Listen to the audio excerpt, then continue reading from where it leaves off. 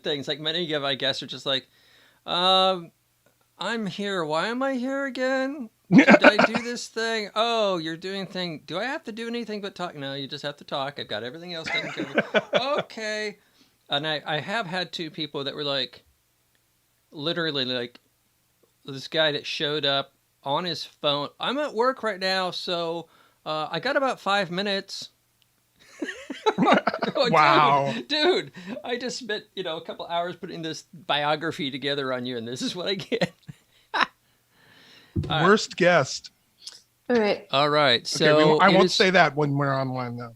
Yeah, we're now online on all three platforms. I'm refreshing, and then we can start the sound test. Sound test. Oh. Hello, Sound can y'all test. hear me? Hey. Test. And after Sound you post the test. link, Hello, let me know so that I can update my people. things, my various platforms, Your All Insta. right.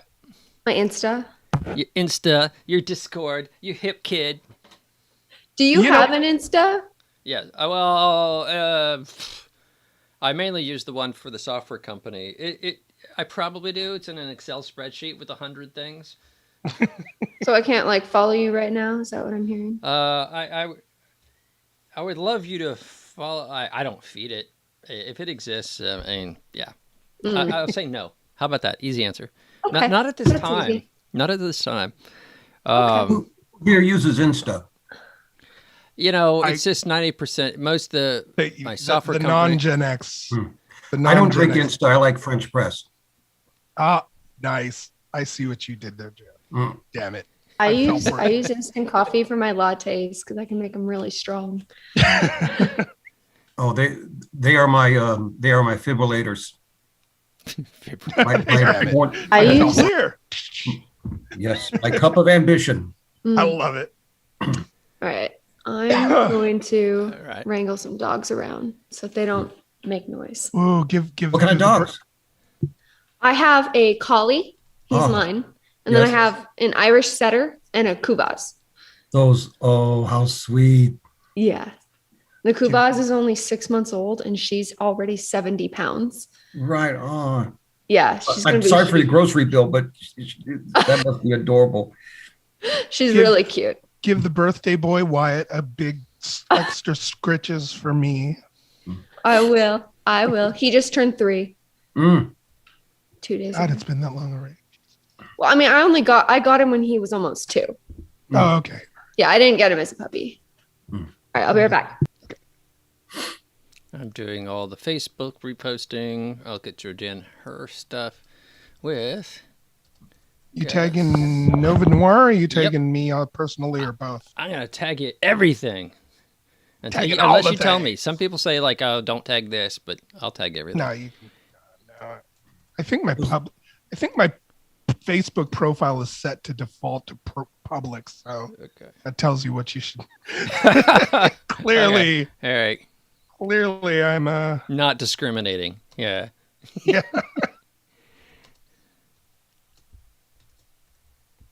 All right, I'm still talking with the sound check. I'm still Georgann, talking. Ireland of Speaking, talking right Hi. back. big My hair almost hides the headphones. energy and Too As bad I adjust my toupee. Too bad the headphones don't hide my little grays that are coming out there. no, it's got style, man. If it was just straight black, it'd be boring. Okay, so I just updated the stream on Excuse me. Facebook to tag everything. So I will now send info to Georgann. You know, it's funny when we look at the stats on the YouTube channel, it's split.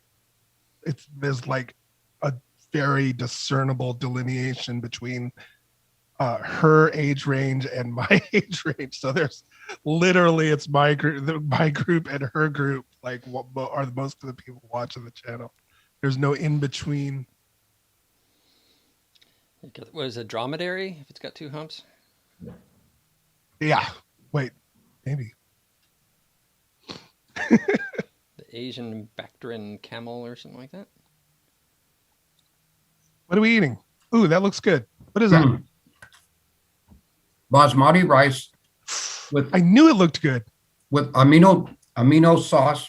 It's a soy sauce with amino acids, That's good.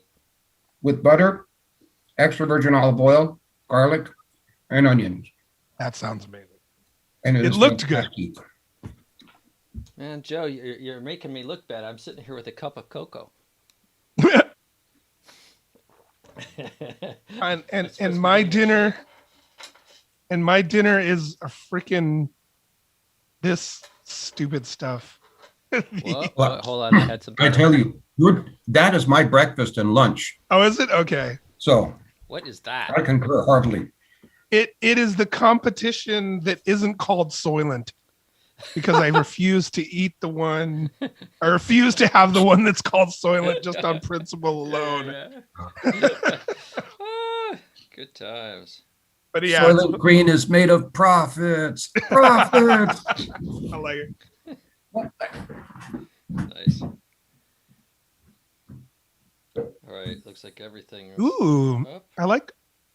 Sometimes your lights just cycle through like a really fun combination for me.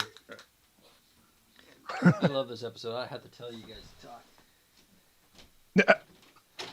Not to like eat on camera, but I need something. Literally every single one of us is, but you, but Caleb. Like Joe was just eating some basmati rice. I'm drinking the Huel and freaking. You're in the cheese. I feel like a little bit cramped right now. And so eating something really can help with that. I'm gonna need another table. I feel like a little bit cramped right now. Oh my god, that's my ghost. Yeah, who's got their device up? There you go. I have a smartphone on, but it's muted. What? All right. I've muted myself. Sorry about that. No There we worries. go. Back in. There's no ghost in the other room, so I think it's okay. Folks, tell us if the sound is okay out there. Just, type a little message. Give us a little love. Let us know. I don't have to worry so much this episode. This is my mirror now. No. It was, All right, in 2 minutes, I think it was. I'm going to I put was- you I think it was guys Caleb. on screen. So whatever you're going to do, blow your nose, whatever, do it now. You guys can't see it, I thought but you my said dog wrong is message. literally like right behind the camera. All right. Oh, I should get my headphones back on. All right.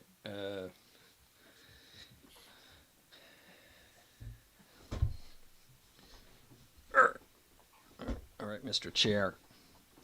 This is the first episode with an actual chair. We got in the room here. We've got Brian Northwick. Hi, Brian. Yes. Good to see you, Brian. All right.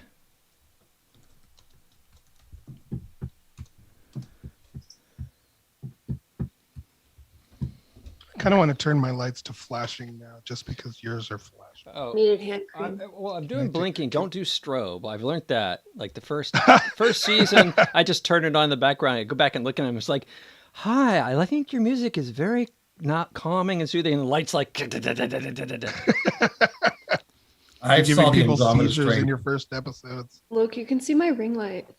Yes, you can. I think that's actually cool. I was wondering. I was like, should I warn her? No. It'd be like the UFO people have arrived.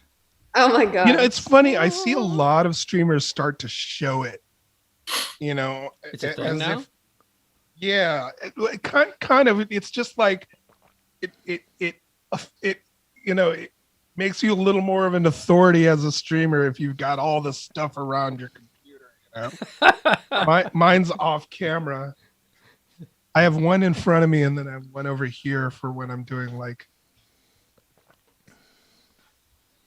Oh, it's not on. Okay. Oh, well, You're lit, but fuck. yes, I have one in front of my camera, and then I have one to the right for when I'm facing the computer, and then it shows in my face. Cool. I don't have a ring light involved in this show. What are It's you- never been involved. But I do have an LED rectangle panel for one of my lights for shooting Well, video and as whatnot, so I have that instead. I said, me and Georgann and I are vain, so of course we got the flattering lights, the most flattering lights as possible. No. It's more like in this industry, image is important, and first impressions are important no matter where you are. Fair. See, I'm glad you shifted the monitor back because you had shifted it so that the ring wasn't complete for a while there. That was going to make me nervous. Like, the ring isn't complete. There you go. yeah, but when the ring isn't complete, she's centered. So, But whatever. you shouldn't I'm be- not you centered shouldn't be though. It's the 2/3 rule. You should never be centered. Okay, what about this line behind Right, my there we head? go. That's probably not No. cool. Yeah, remember, you don't That's want to not be the- centered on film, on video. You want to be in. If you take the piece of paper and fold it twice, so you got 3 vertical panels, you should be on the line of one of the vertical folds. I think I am. I think I'm. I Yeah, think I've got you're the right on. 2/3 rule You're right on. now. Georgann's trying to center herself, getting all. No, I don't like this coming out of my head. Yeah. I'm saying. Oh, I see. I I wouldn't see. center yourself. If you want, you could move further to your right. Shouldn't it be to my left? No, because here? then you're getting like a shadow. Can you go further to your right? Like over here? Yeah, and then tilt the Your camera, other right. and then tilt the camera that direction. Can I just do that? Yeah. No. Ryan Northway says ring lights are for the eyes. Yes, the Yeah, 'cause reflection the other one in the we're eyes seeing is super outside and anime. whatnot. The reflection in the eyes is super you anime, go, but the perfect. fact that it's soft white makes it super flattering on the face too. So All right. Well, I'm all for it. I'm gonna put you guys on screen so people can see what we're talking about here. Oh, Welcome I to the can- pre-show. Oh, do you Fantastic. have the What's up, everybody? I messaged you on Facebook with all the links. I know that place you never go, where us old people hang out. Rule of thirds. That's it. Thank you, like Brian that Northway. dive bar. Facebook's a dive bar. all this old That people. vibe. All us old people are hanging out there. You kids, you got your still fancy cool. discords and chats Discord, and tickety talks. Clubhouse. I'm only on Discord because Ed put me on Discord. So Oh, Well, we use That's it not as what I had a heard. primary communications for projects. So I can't suffer emails. I'm too ADHD. make sure my link Fair enough. works. There it is. awesome. All right, everybody. Looks like we've got good sound. The ghosts of the past are gone, including the delays. Like that, Joe? Delays, ghosts, delays. Sure. I'll be here all this week. Yeah. I'll be here all the time. You can't get rid of me. I'm here at this dive bar called Facebook, and my jokes are just as rusty. One part is, are we gonna be holdouts on Facebook? Are us old people gonna be holdouts on Facebook when it's gone the way of MySpace? Or will that be the impetus to I think us Facebook to has just move gotten on? too big to do that MySpace pop-out thing. If you look at the maps of the planet, Facebook is the predominant platform on 97% of the entire planet. So Sure. I think what will happen is you're just going to see, a decline over time. And for now, anybody who's in Yeah. business is going to be saying, well, that's where customers are, so I've got to be there. So that's Yeah. going to extend it. It won't be like, I don't know, were you on Tribe? I was not. Tribe was like the local San Francisco, all the cool kids Oh, I'm were on familiar. Tribe. I'm definitely familiar. And that just like one day, boom, everything was gone. Everybody's gone. Tribe is, you can't not know of Tribe running in the circles you and I ran in. Okay, yeah, good point. Checkmate. all our weirdo little friends. Yes. God Funny love is, them. I have no idea what you're talking about. It was before It was your a time, social Georgann. media site, like local to San Francisco, and it was a bunch of like club workers, Burning Man people. God, Yeah. it was like alt MySpace or something. I shouldn't It use the was word pretty alt anymore. It's got too many. Oh yeah, connotations. jeez. Ah. Remember when you and I were a kid? You went to a record store. It said the alternative section. It was like the Residents and all this weird music. And then one day you woke up and it was like folk rock. It's true. Though we're getting it back now. A lot of the Zennials and the younger millennials are like starting to do that 90s rock grunge thing. I'm loving it. Eugene Peters. We got Eugene Peters in the room. Hey, what's up, Eugene? I just want like Goo Goo Dolls music, and I'd be really happy. All right. Sounding like a Gen Xer, even though you're Not quite. The thing is it's not quite grunge. Like personally, I'm not that into grunge. I like things that are a little bit more like, I call it glam grunge. People are saying Nice. hi to us, Sharon. Oh, there's a Sharon. Hi, Sharon. Mark. Never met you, but hello, and I see you in the room.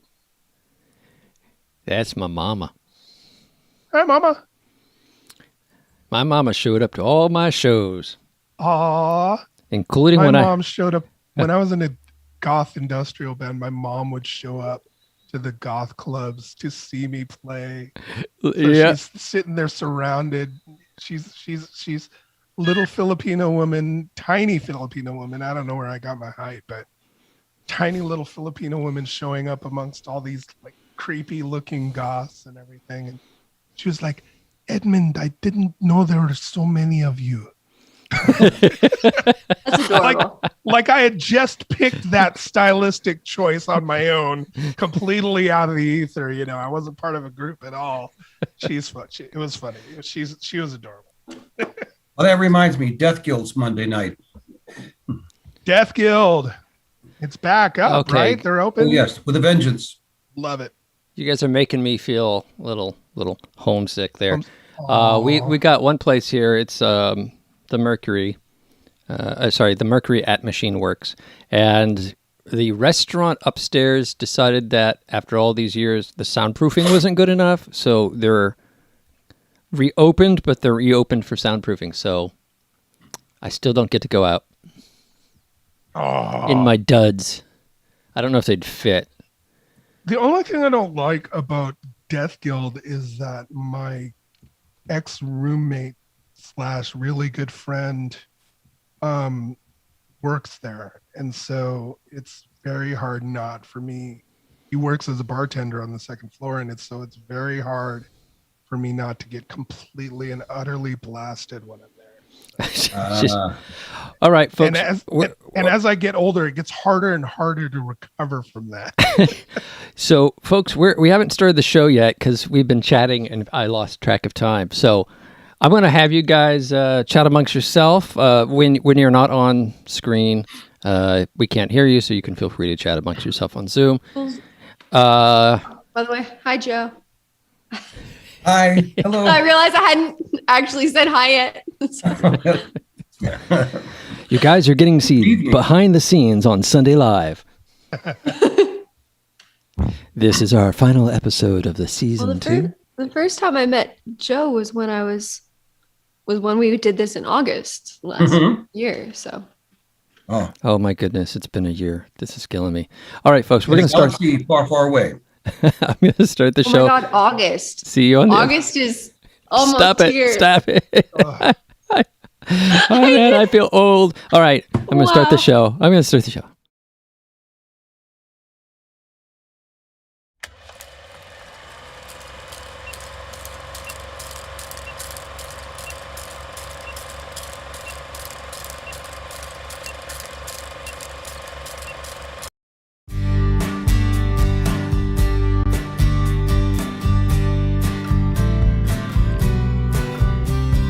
Paralyzed by fear, I'm clutching you so tight, afraid to lose.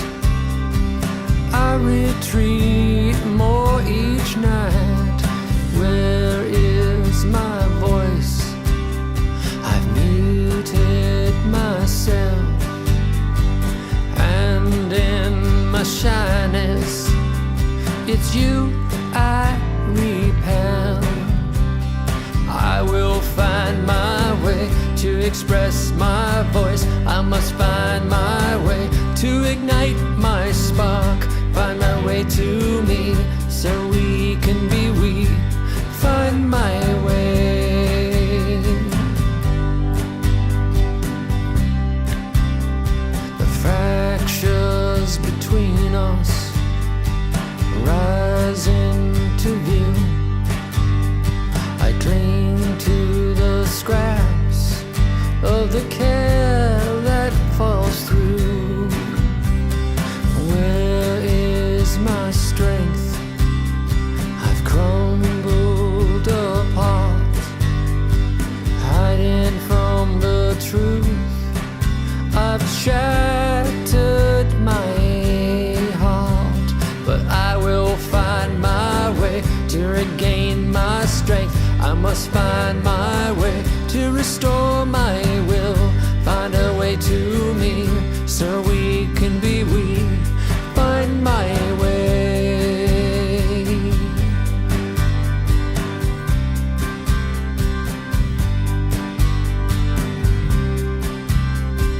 Here is this moment to take a chance, to go on alone or grow and advance.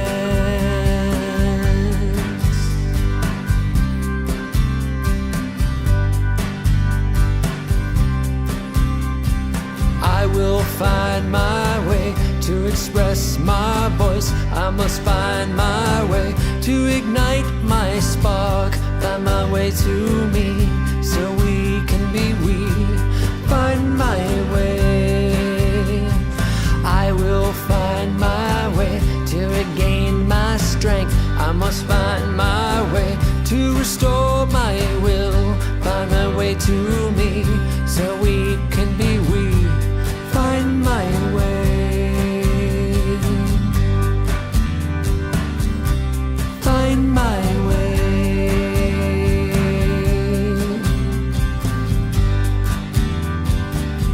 I'll find my way.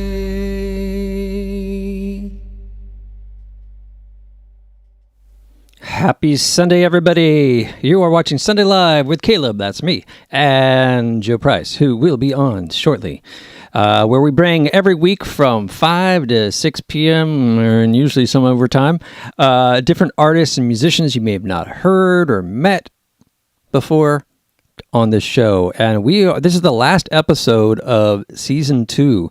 I cannot believe it's 65th episode, and that's counting that we had an episode 0. So, yeah, it's been a, wow, long journey. Thank you for being here and supporting the channel and the show and the artists who appear on the show. Go out, find out more about them on YouTube and the internet. This show has been incredible because I otherwise would have been pretty isolated during COVID if it wasn't for the show. So thank you to Tim Lehane and Frank Martin, who sat with me while I was pulling out my hair and wondering why things weren't working, technical issues in the studio, and getting me past that hump to getting this show fully online. I want to talk about the opening song. The opening song we settled with, Find My Way, was written by my wife a couple years ago, so big shout out to her.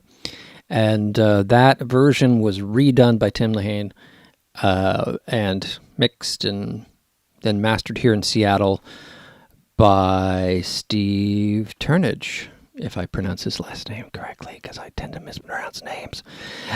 So there's the story of the opening song. I think it's now become the set theme for the song.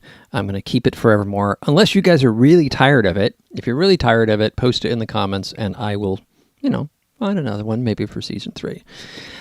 We are going to take a short break of a couple months, and then regroup and come back at Sunday Live.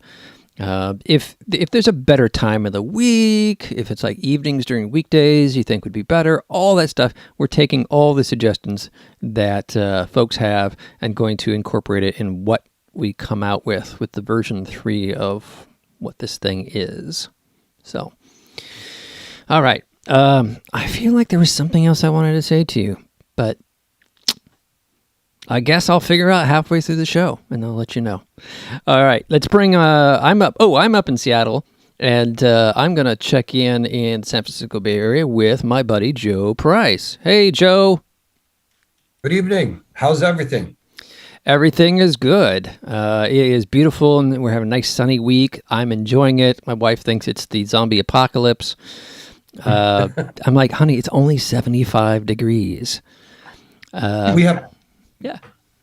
we have a very schizophrenic weather pattern between hot sunny days that last all of 5 hours, with the bookends of marine layer in morning and at night. And but it hasn't deterred us from getting out, myself and others. Two big events this past week.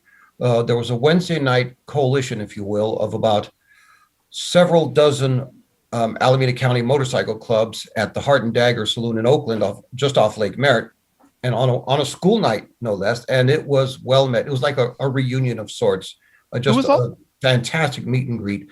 And also last night, oh yes, and last night in Fairfax, the quaint little Marin County community of Fairfax, I was up on a date all night long, going from tavern to tavern, including an old place, 19 Broadway, which we saw great and many bands when I worked there years and years ago, from Reverend Horton Heat to the English Beat.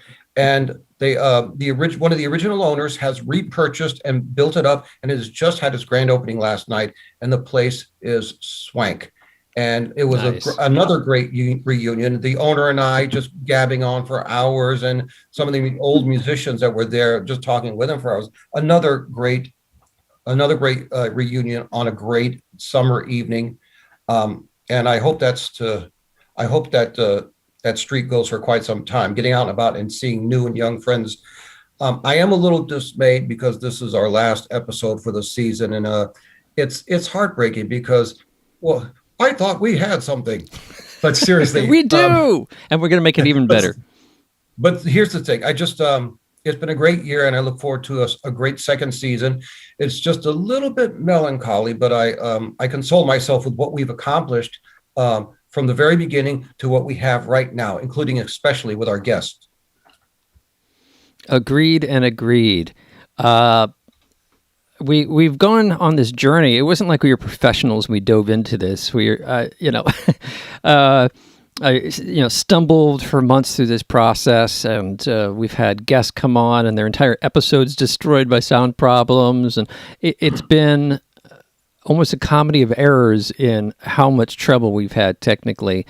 And we started like Thelma and Louise and ended up like Lewis and Clark. You know what, Joe? I love your comparisons, and for the first time, I have no idea what that means.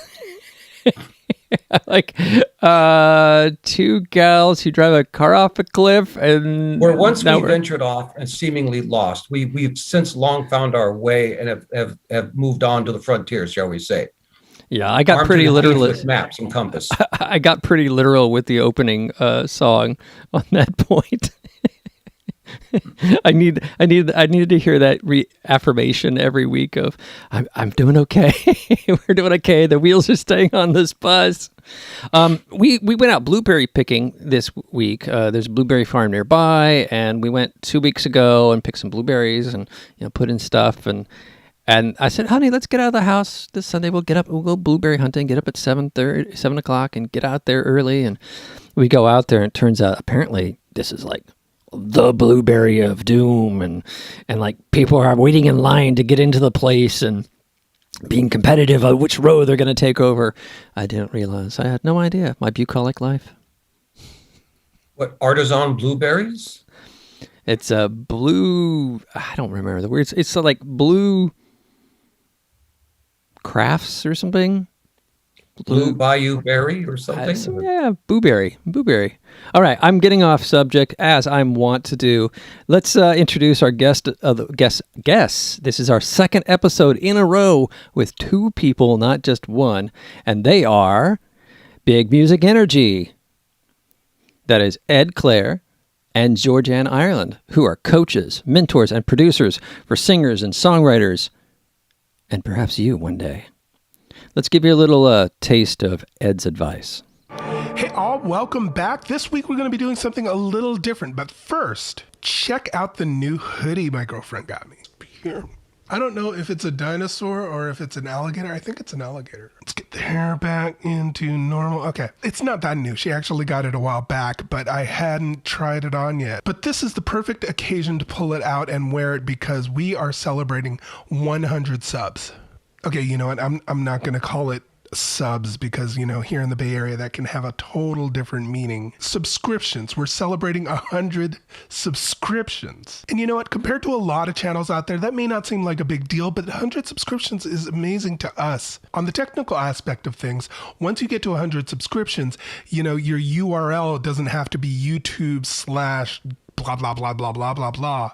Now it can be like YouTube / Big Music Energy. And that's a lot easier for everybody to remember, right? And next week we'll get back to the usual thing of helping you guys navigate the music industry. But on an emotional level, this week, this is just a big thank you to all of 100 of you who subscribed. During these times when everybody's stuck at home, we know a lot of people are asking for your screen time. Like everybody's putting out songs, everybody's live streaming. There's a lot of people just asking for your time whenever you're in front of your device. And you guys have watched our videos, and then 100 of you watched our videos and then opted in to watch more, to be notified to watch more. And that may not seem like a big deal, but it is to us. We totally appreciate you. It's funny because like Georgann, Reto, and I opened the studio about 2.5 years ago now at Airship Laboratories. And for 2 years, we've been doing just studio stuff. You know, YouTube wasn't even on the radar. And then Georgann and I started the YouTube channel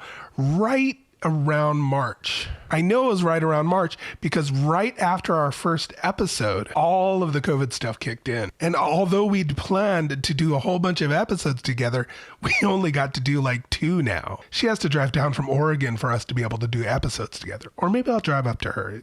She says it's really pretty where she lives. But because of everything that's happening, a lot of our studio work has slowed down a lot. And so this actually became more of our main focus. We still have a lot of musical projects coming our way, but Georgann and I have to figure out the technical stuff, you know.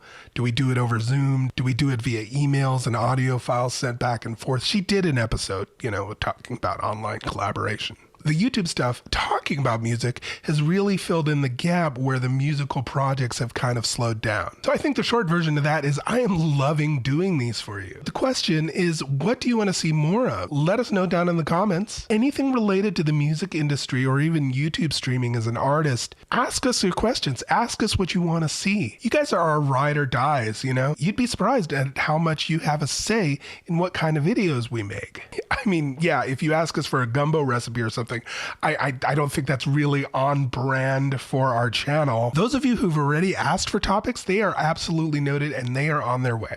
I think someone was asking about how we set up budgets. I think somebody was asking the quintessential, how do you use a compressor? Absolutely, we can do that. I was also thinking of doing videos where I'm creating a song or producing a beat, and I'm kind of walking you through my process as I do that. Is that something you'd want to see? Again, let me know down in the comments. But I digress. I really wanted this to be a short video, and I really wanted to just say thank you to the 100 subscribers so far. We see you, we appreciate you, we love you. If you haven't subscribed yet, if you haven't joined our Facebook groups, please, I encourage you to do so. That's kind of another area where you can engage with other artists as well as us. All right, that's it, y'all. I hope all of you are staying safe and healthy. We'll get back to our regularly scheduled stuff next week. Again, thanks for being part of our little community. Thank you so much. And until next week, go write the next big hit. That was an example of Big Music Energy. Check out the YouTube channel. There's a bunch of really good videos we're going to be watching too today, as well as giving some examples of their artists. If you want the bigger picture, even bigger Music Energy, check out the episode on Ed where I show more clips from the website. And also check out the episode with Georgann Ireland talking about her personal songwriting.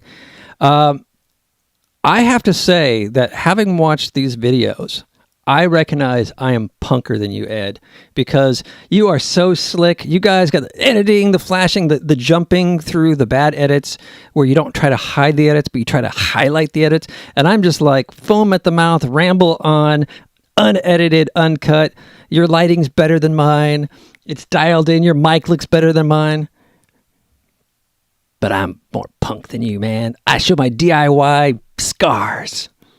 What do you say to that, man? Oh, you're muted. That's right. I muted you guys because you're trying to talk in the beginning. You can unmute yourselves. It's safe now. You cannot say that you're the one with the DIY because when I was filming my episodes, I was in a room full of lamps making the room 90 degrees. Oh, are you saying that you're more punk than me? I'm saying that I can't say I'm punk, but I can say I'm more DIY. Oh, so I'm just middle of the road. That's the conclusion here. I beat out Ed in the punk factor. Let's see, is Ed still muted? I think he's. I'm not. I'm not. Will I pop up on screen if I start talking? Yeah. As soon as you start talking, boom, you're gonna be there. Excellent. Hello, everybody. Hi. There's something to be said about the punk rock vibe, though. That's where the edge is. That's where, if things are too glossed up, then what's the fun in that? We want a little bit of that grittiness, right? And maybe I've, gone a little too far the other way around. Maybe we need to bring back some edge into my vision. I love how in the clip I noticed that I use the exact same angle for both streaming and all my videos. Look, it's almost the same thing, except it's mirror image now. It's funny. You found an angle that works on you. It does work. Here's what I loved about that video is that in it, you were talking about saying, we're trying to figure out how we're going to go about producing music because now we got into YouTube because things slowed down on the production side. But at this point, oh my God, we're producing albums remotely now. It's like everybody called at once. It's really, I don't know what happened there. We are working on multiple albums all at the same time. It's all done remotely. We have it dialed in. And of course, we can still iron things out, but we have come so far since that last video. It's true. There was definitely some unknown factor that was getting me pretty scared, but now, no. And I'm not complaining, by the way, that a whole bunch of people are calling all of a sudden wanting us to work on their stuff, but it's crazy how it's talk about that cliche feast or famine, right? All right. Yeah. So that was the past. This isn't the first time that it's been just. Hey, folks, just watch these two. They're like symbiotic gestalt beings. You can hear the whole show is about them, but they're just going to have a conversation with each other for the next hour, and you can watch because they are just so intensely mind melded. So I'm going to tease this apart for a moment and say, okay, when I first met you was in the songwriting scene, and then I went by and saw the studio Noir, and then I met Georgann maybe at the songwriters thing, and then you guys did a presentation, all this stuff, and got to know you guys. And then COVID happened. You started producing at home. It's been this long journey, but the folks out there don't know all that, right? So tell them what you do, what your background is. Give me a little bio. Where are we starting this background? When I was a child, I played the violin. So I was born on. Well, how'd you two meet? I don't know that story. Really? We also met at a WCS. So, Caleb, that's West where Coast we met, Songwriters. right? Yeah. Or through Balance Breakfast or something. But I think it was 2016. It was my very first West Coast Songwriters Conference. And I was just an artist at the time. I'm like... Just an artist. I've got my guitar, and I hope I can go far. That was me. Yeah. I got dressed up, and I go there, and I'm like, all right, I want to go from this current situation, point A, to point B, being a successful artist. And I'm like, I have no idea how to get there. People help me. And I was introduced to Ed. Well, no, wait a minute. I was at one of these conferences, and I thought, I'm wearing black. He's wearing black. We should know each other. You do a lot of country stuff, so why Ed? Well, it was more like happenstance. I mean, I was there talking to everyone, and I was definitely not wearing black. And I thought, you know, he was not scary, but he was an imposing figure.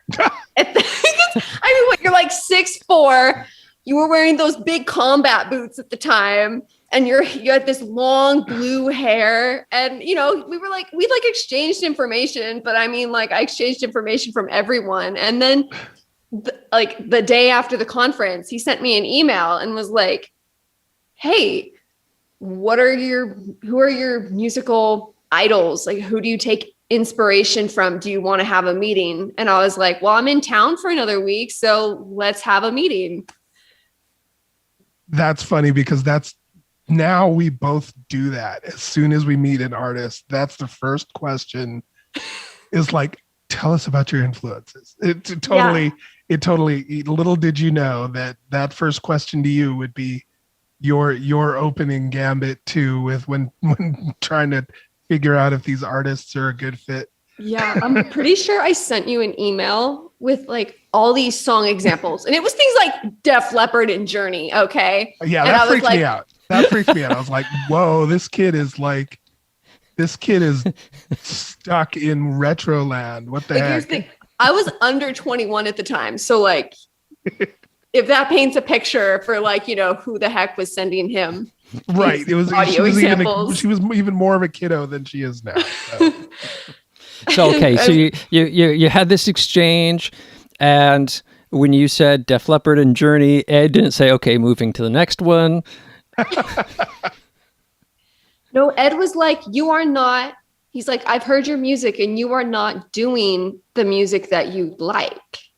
You're not drawing from your influences on your present music. I think I can help you change that. You know, the ADHD, which my partner recently diagnosed for, you know, semi-officially because she's a psychologist, but the ADHD has me with there's a memory thing with people with a lot of people with ADHD, and I don't remember any of that. So I'm sitting there listening to this new story going, oh, yeah, it sounds like me. Okay. So to then continue the story, Caleb. So I like drive to San Jose. I was living in Berkeley on a friend's couch for the week because, you know, I had gone to school down there and I was taking the semester off. So I'm just hanging out with some friends.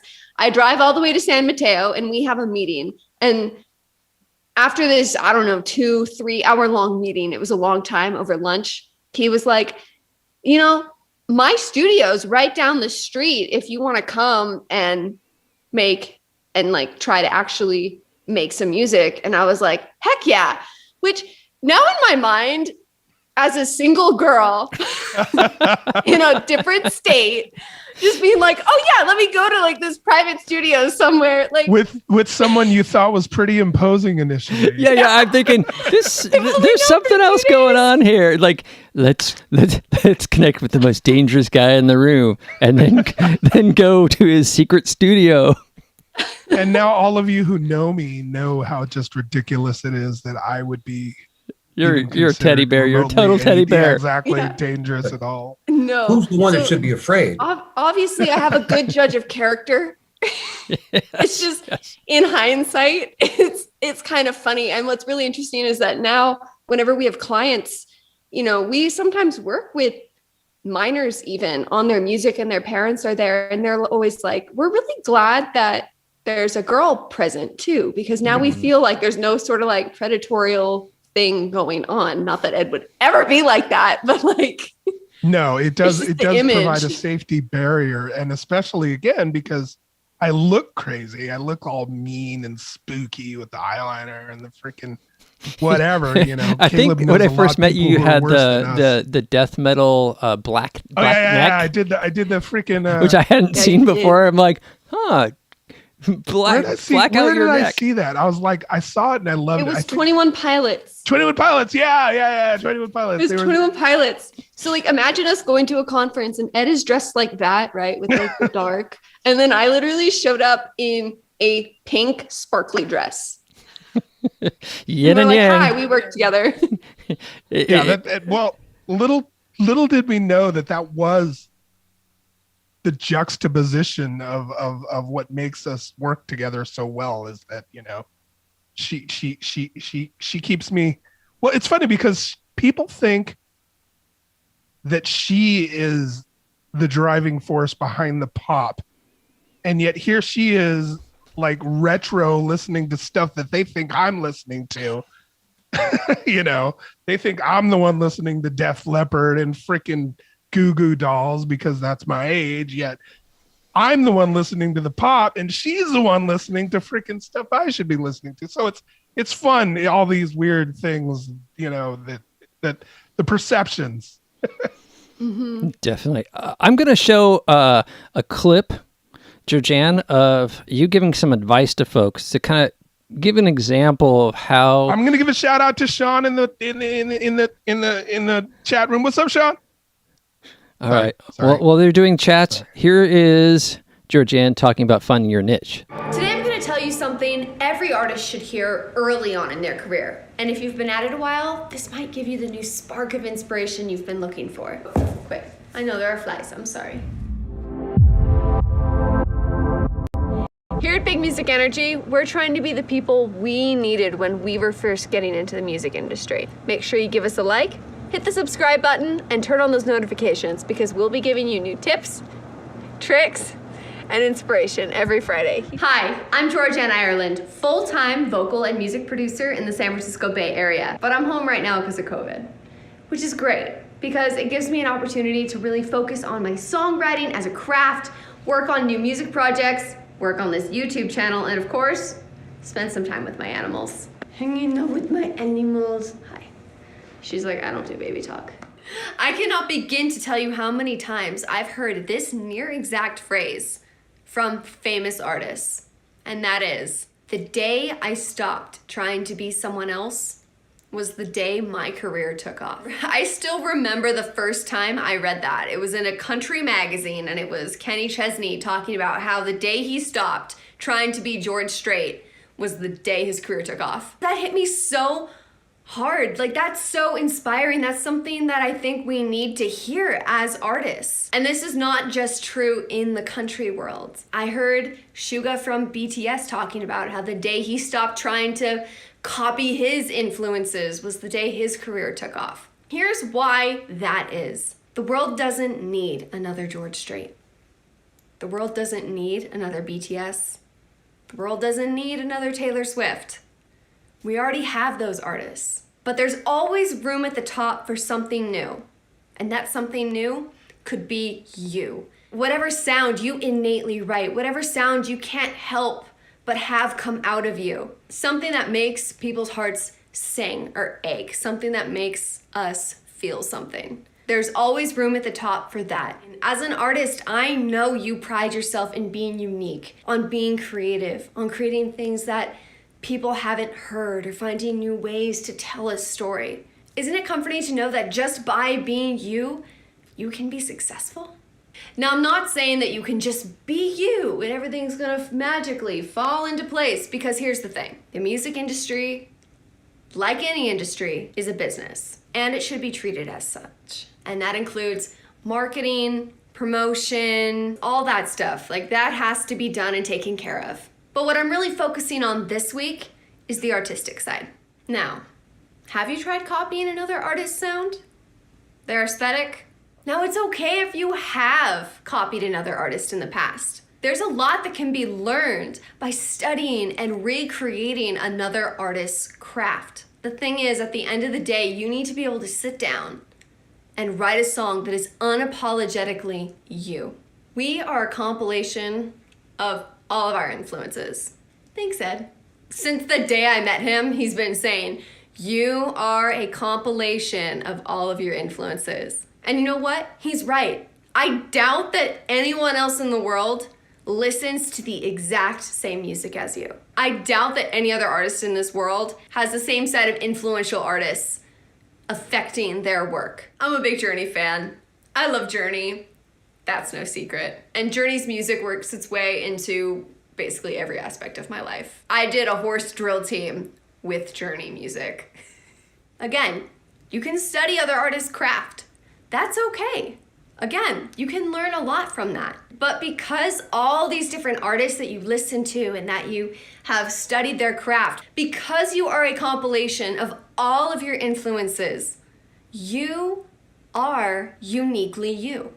Write what makes your heart sing, not because you think it's gonna make other people's hearts sing. Remember, if the music doesn't speak to you and it doesn't affect you first, you cannot expect it to affect anyone else. So if you're looking to make it in this industry, don't try to be anyone else. If you're copying someone, stop it. Be you. As a musician and as an artist or as a producer, it's hard to be in this industry. The road to success isn't clear, but when we come together and share our experiences, sometimes we end up helping each other. Join our Facebook group. You'll get early access to episodes. When we do our jobs right, you get benefits. But when we're like, when it is Friday and we're not done yet, like, sorry.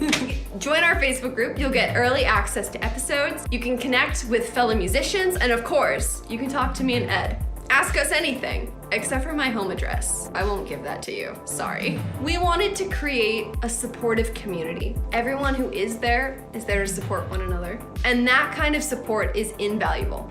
If you're looking for more inspiration after this week's episode, check out Ed's video from last week. And of course, you can always watch more of our content right down there. With that, I hope you feel inspired. Now focus on yourself and learn who you are as an artist. Only you can be uniquely you. Now go write the next big hit. That was a great example of big music energy and Georgann, what you bring to this superhero combo mambo duo of power. I also love how you're so down to earth, but in that video you're so sassy. Do I? You're like sassy. And having met you and whatnot, it's like, oh, Georgann's like so chill, da da da. Yeah, you had a little attitude there. Yeah, something. Okay. Yeah, Okay. So you guys. It's funny. I was feeling in my element on that because it was like I'm out in the barn with my horse. I used to show horses competitively for years, right? And then I have my dog, and my mom was the filmer for those shots in the barn and everything. I was gonna ask because sometimes you're reacting to the camera person, and I thought, I wonder who filmed this. My mom. But I think that video both of these videos have a good sense of your guys' sense of humor. It merged with professionalism. The videos are tight. It's obviously scripted, as opposed to me who flies off the cuff on this show. And I love it. There's a magic that you're pulling off with all your streaming now. Come on. Now I'm blushing. To be able to just do this all like now, you hear me going like and then pausing for like 8 years. Like you don't, your streamers have to deal with that kind of stuff. And you do great. Oh, thank you. You talk about attention deficit disorder and stuff like that. It's just you can drop the term. It's just you. I know when you first discover the term, it's like magic because all of a sudden you have all these things that make sense and whatnot. But after a while, you'll get over it, and then you'll just be like, I don't have the patience to do post broadcast editing, so I just stream, go off the cuff, press print. I'm good. But. So, back at you guys. I was worried that this show wasn't that thing, that polished thing, and then Joe really helped me realize, no, we're doing something different. We don't have to make this show other people's work, which goes right back to what you were talking about, Georgann, in the video of, I don't need to make this show like the shows of the people I'm fans of and that I admire. I can just allow it to be what it is, and then ask for feedback, and then make little tweaks and changes as appropriate. And if people say, no, that was great, just leave it alone. Yeah, that's a good way to find your people.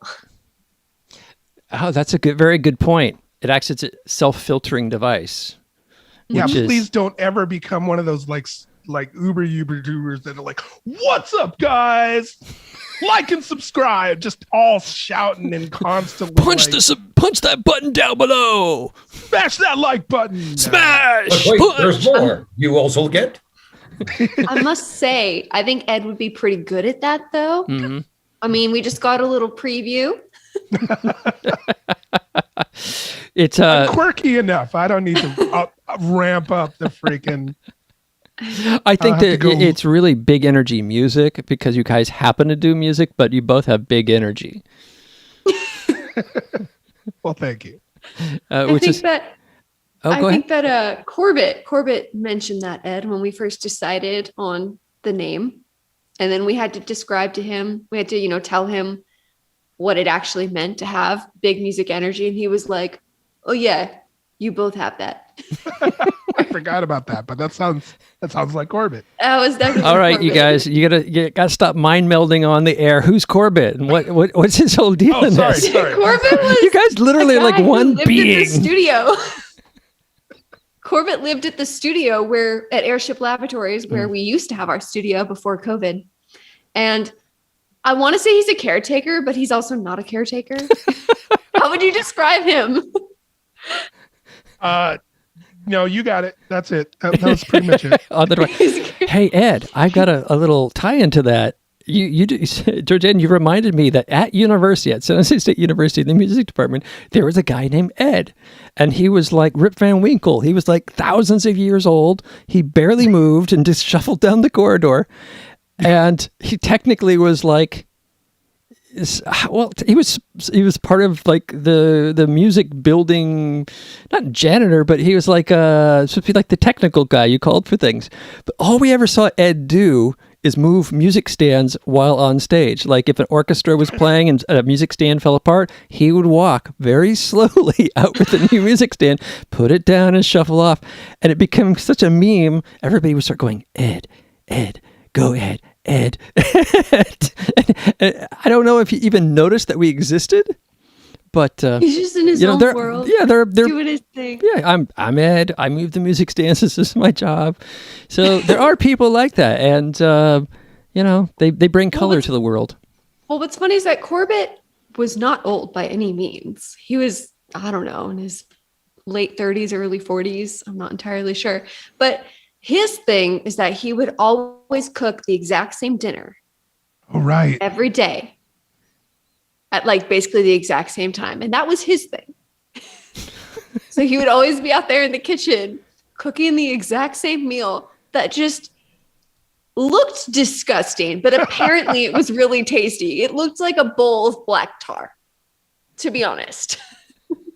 He was a trippy dude. And he had cultivated that one meal and talk about our mantra, the freaking test, fail, learn, grow, repeat. He did that for like 7 years on that one dish. He would remove one little ingredient. He would add another little ingredient. There's some neat segue I can make about music right now, but whatever. And until he's like, okay, it was an 8 today. And he wanted that perfect 10 eventually. But yeah, same meal every day. Every day. Only meal. Only meal. Same meal. Okay. Once a day. This is diehard dedication to what you're doing. Switching topics, you have that phrase on the screen, so I'm going to use that for the next segment moving forward. We're going to go into the Humble Rumble, and then we're going to talk about your 5 words there. All right, everybody, we've talked about our successes, what we do, and the people that we're working with. We're going to talk a bit about being humble and times that we've been humbled in what we do. All right, so this segment's called the Humble Rumble. I'd like both of you guys to tell a quick story about you having to be humbled in your life, your work. And I think you got this phrase, these 5 words right on the screen. So you got the intro. That second one is fail, man. That's pretty humbling. So I guess I'm going first. Let's see here. Can I pipe in that screen? I can, can't I? Let's see here. Ed's trying to take over the show. There we go. So yeah, there. God, I wonder if these other. I'm gonna make it go full screen. screen. So anyway, there's test, fail, grow, learn, grow, repeat. That's actually from. It's actually from this YouTuber named Sunny Lenarduzzi. I'm going to cover up all these notes here just in case they're embarrassing. Your desktop is so organized. There we go. I hope is there anything there? You're No, good. there's You're good. nothing. You can just Anyway, let's okay, keep it rolling, so man. Keep it rolling. Test Fail Learn Grow Repeat is from a YouTuber, and it is exactly that. It is even your failure, and this isn't very humble, but still, even your failures can yield data to help you get better, and that's the basic premise behind that. Same thing when you're putting out a ton of YouTube videos. You want to test, look at what you're failing on, and look at what you're, being successful on. Learn from those failures, grow, adjust your behavior, grow, and then start all over again. And by doing that, you don't have to be 100% better in one day. You can just go 1% better every single day, and eventually, your shit will rock. Oh, sorry, your stuff will rock. And so the hardest part for a lot of people is they want it perfect before they even hit record. Same thing in the music industry. They want it perfect before they even put it out, before they even show it to anybody. And that's not, you actually have to, same thing with the test, fail, learn, grow, repeat. Put out a single, see how it impacted people. You could even look at your analytics and see where people tuned out, where people repeated. I love this. Look at your analytics.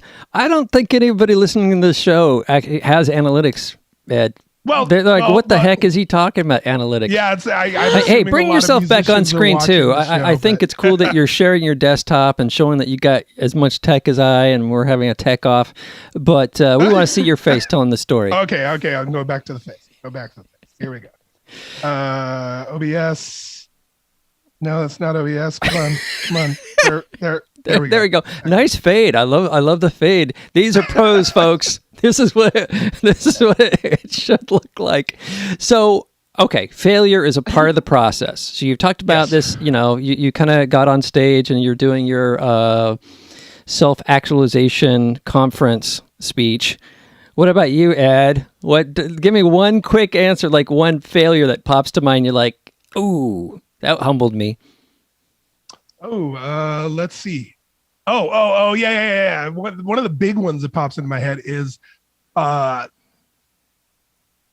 being too idealistic led to a huge failure. So I was 20 something, and I was in the goth industrial band, and we had some fans and stuff. It was fine, but we were at Soundwave Studios rehearsing. And my buddy Dave, he worked there at the time, and he brings in these guys dude, check it out. They're killing it. Listen to these guys. And they listened. It was just a band to me. And they were like, you see where this is going? It was just a band to me. And they listened to it, and they're like, whoa, that's pretty awesome, man. Hey, maybe you could do like a remix for us or something. I'm like, sure, yeah, get a hold of me, all that stuff. And then they walked out, and my freaking drummer is like mouth just wide open. And apparently it was like Testament or Megadeth, one of the local, probably Testament. Yeah, probably Testament. And he was like, oh, that was Testament. And I was like, I hated non-drum machine, non-synth based music at the time.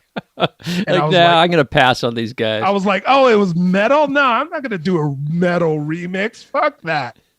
Come on, man. Hey, keep your finger on the button, man. Keep the language. If you're gonna go dirty, you got to bleep it. Oh, sorry. But yeah, how? Folks, he does have a bleep button, which is funny. I do, but it's stupid though, because it doesn't bleep me out. It just adds a beep over what I'm saying. That is not good tech. So getting away from the studio story, I'm going to say your fail is that you have a bleep button that doesn't actually bleep you. That is the fail. Okay. So anyway, yeah, being too idealistic, I passed on what could have really accelerated my career. And so if anybody's listening, don't go too idealistic, and just get out there. You can't grow if you never fail. If you're never wrong, you can never grow. And if you never fail, you can never figure out what you did wrong to do better. Nobody gets out there and just grows from success. They grow from how can I do this better? So anyway. Yeah, perfect. And Ed, Amen. The show's gotten so much better because of all the failure we've been through, Joe. As I keep saying, imperfection is perfection. Edith Piaf said it best. Use your faults, your defects, then you'll become a star. All right. On that note, star Georgann, Humble Rumble. What's a humbling story that you have? Well, the first one that comes to mind was that it was my first time ever working on a project for another artist. That wasn't me. And I was vocal producer on the project. And so at the time, I did what I thought a vocal producer did, which was vocal coach them in the studio, wrote a couple harmonies there, and we produced the record. And honestly, it sounded pretty good. But afterwards, Rayto comes up to me, Rayto Peter, who, he has his multi-platinum records hanging on the wall. He comes up to me and he goes, I was really expecting you to do more on that project. And I was just like, noted. So since just that moment where you're like, wow, I thought I did a really good job. And this person's just like, you didn't do enough. And now I feel like I've really come up to the standards of what a vocal producer should have. So, now instead of writing harmonies at the studio, which still can happen, but I will get the project and I'll take it home and I'll spend a couple hours working on all the backing vocals before we ever go in to record them. Or now I have, software that I want to use to make, background vocals sound different than just singing backing vocals live in the studio. So I'm just trying to really up my vocal production game. So it's just a process of always learning, listening to music that's current on the radio, listening to what they're doing vocally and going, okay, what can I use to do that? Like, I'm sure Ed can attest to this, that in the past couple months, I have sent him a lot of audio videos, music videos. And I'm like, hey, what do you think they're using to achieve this sound? Because that's a very great point, because people think, oh, there's some key to the music business. Oh, I added this special sauce. This is what you do. Yeah, the game is always staying the same. It's still, love, romance, kittens, and puppies. That's a good bet to write about. Mm-hmm. At the same time, the secret sauce the spice is always changing. And if you're not staying sort of connected to what's going on there, the opportunity for fail gets even more. Yeah, no, you definitely have to listen to what's out there and stay current. And at the same time, though, I know the mold to break the mold. Yeah, it's like, there's that. And I'm also like, if I like it, I'm going to do it. And if I don't like it, I'll listen to the artist that I'm currently producing. And I'm like, all right, it's not my favorite, but would it fit you? Right. Speaking of artists you guys have worked with, I want to show a video of Mira so some folks can get an idea of. We're going to actually show several artists today. We're going to show Mira Goto. Mira Goto. Photo. Flip Side. We're going to get some Floyd in there. Our song with Mira, right? I don't know. It was on your YouTube channel, and I liked the video, so it's going to be there. Whether you worked on the track, just say you did. Floyd, who you've done a bunch of stuff with, Samya, and we're going to probably wrap it off with Kush. Samaya and Kush. All right. Well, we're going to start with Mira. So here's Mira. Say it again. Mira Goto. There you go.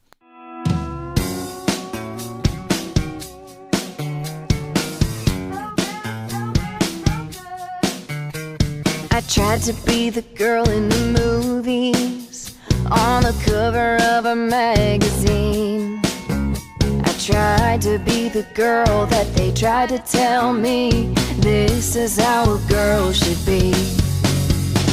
I ain't no good at being anybody else, no good at being anybody else. I might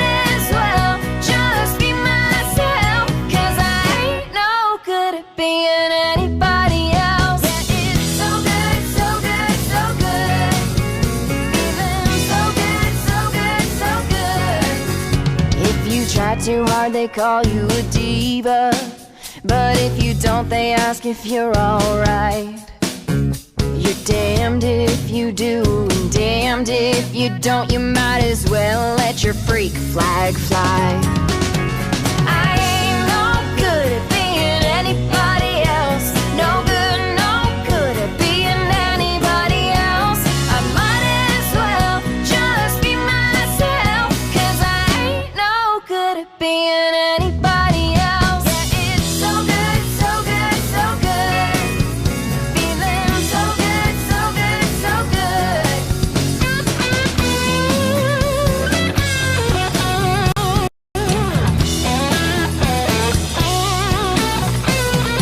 You do you, I'll do me, baby. The world goes round. You do you, I'll do me, baby. Without a doubt. You do you, I'll do me, baby. The world goes round. Hey, hey. I ain't no good at being anybody else. No good, no good at being anybody else. I might as well just be myself, 'cause I ain't no good at being anybody. Anybody ain't no good at being anybody else.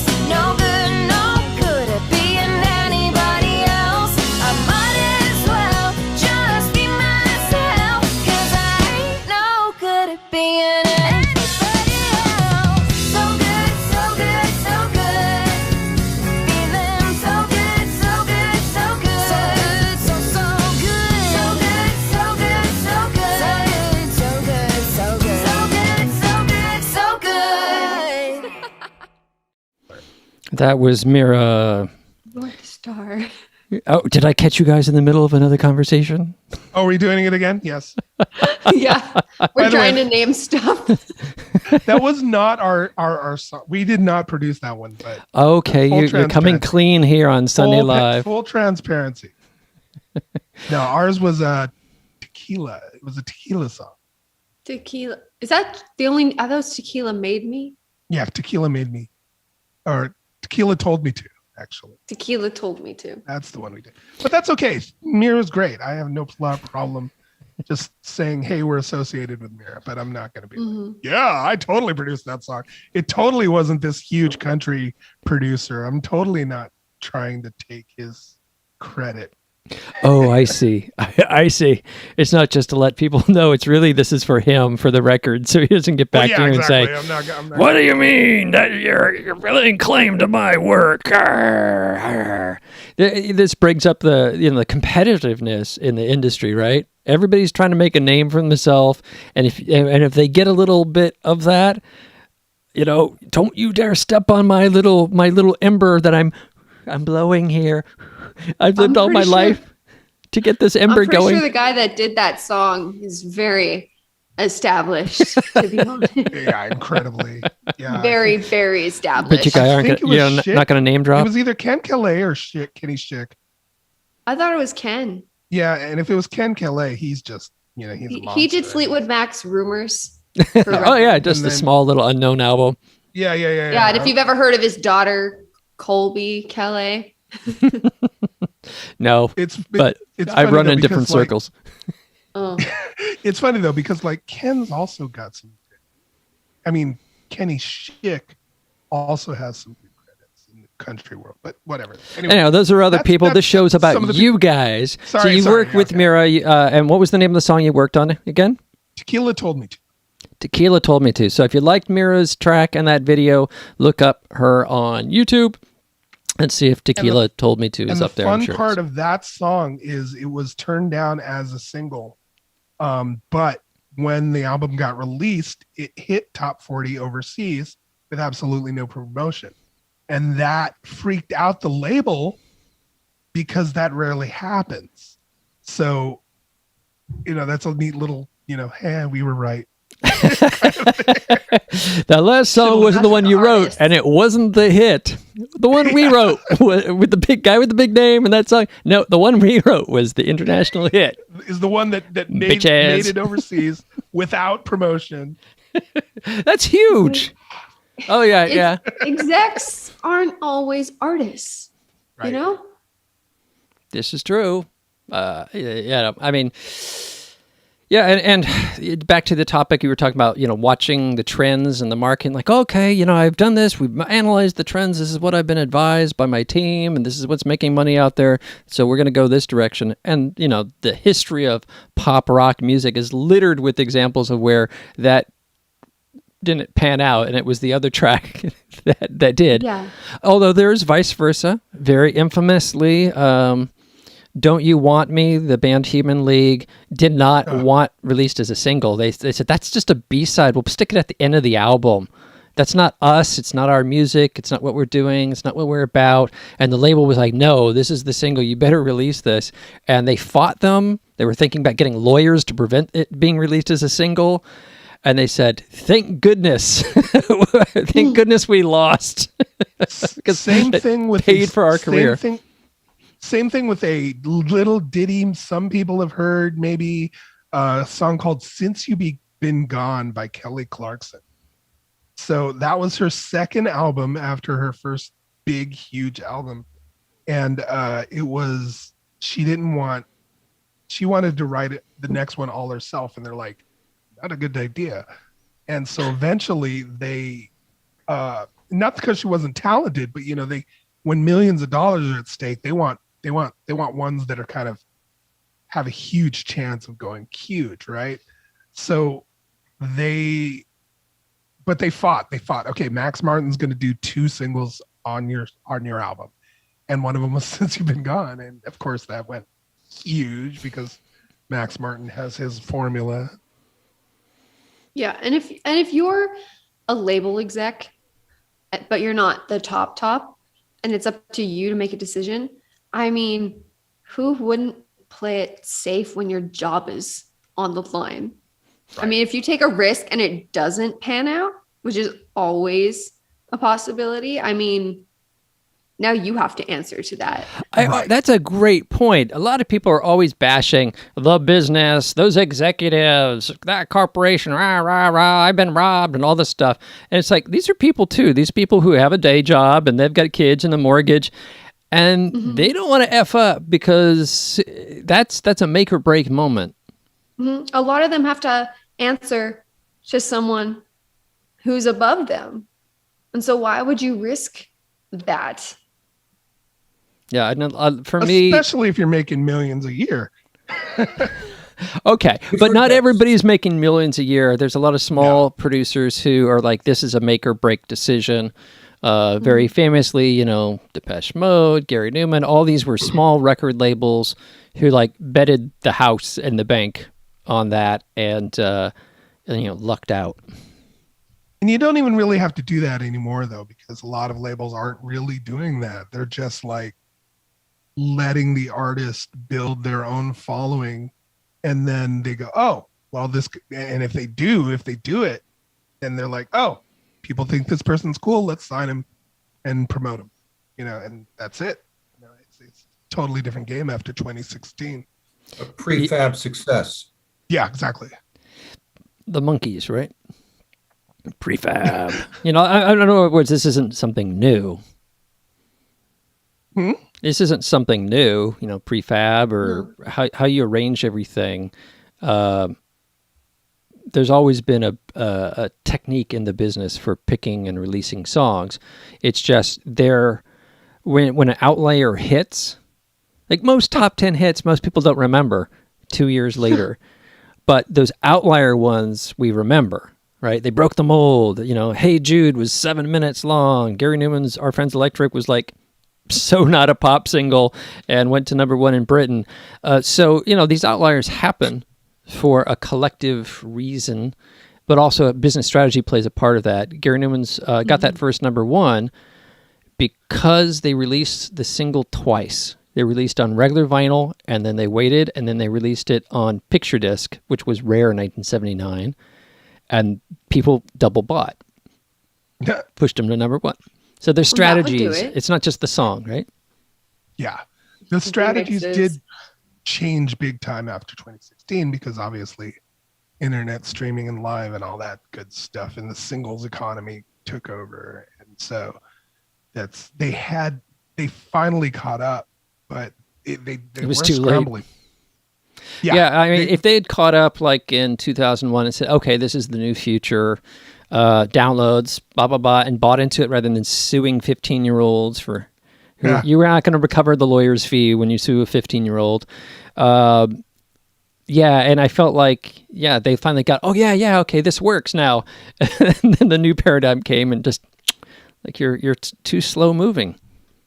And now we have streaming platforms that I stream, and where it's convenient, it's there, it pays the artist 0.00000000000 so I'm like, please download my song. You can stream it all you want, but download my song so I get 99 cents, please. And folks, if you don't know, if you like an artist, go download it. Never play the downloads, but at least they're going to get paid. Hey, let's play another video of a very different artist that you've worked with. And again, I don't know if you worked on this song or not, but it was on your YouTube channel, so here you go.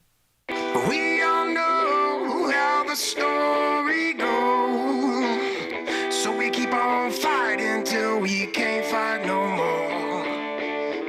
We keep on searching for that heart of gold. Can you tell me which way is up when your right is wrong?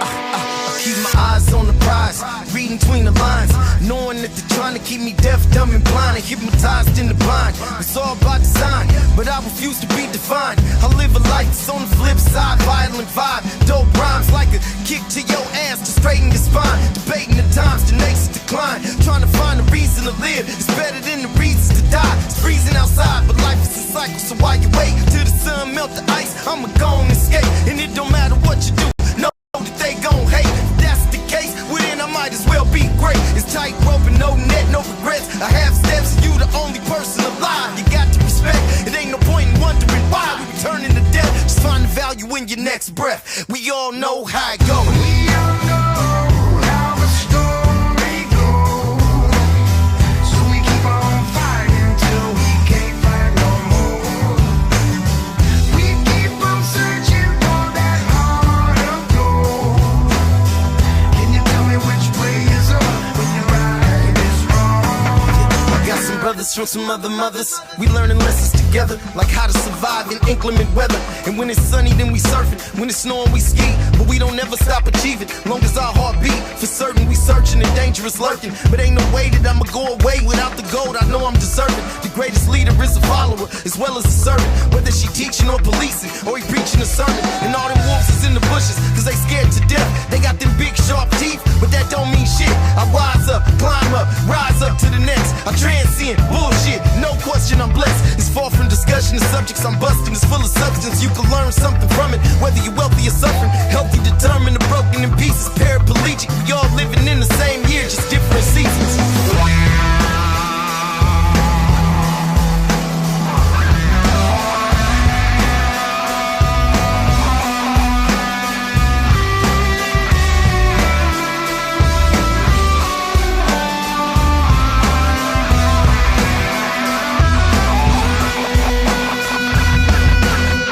We all know how the story goes, so we keep on fighting till we can't fight no more. Sir, we keep on searching for that heart of gold. Can you tell me which way is up when you're right is wrong?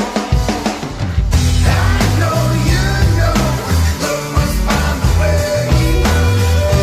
I know you know love is the only way. I know you know love must find a way. I know you know love is the only way. I know you know love must find a way. I know you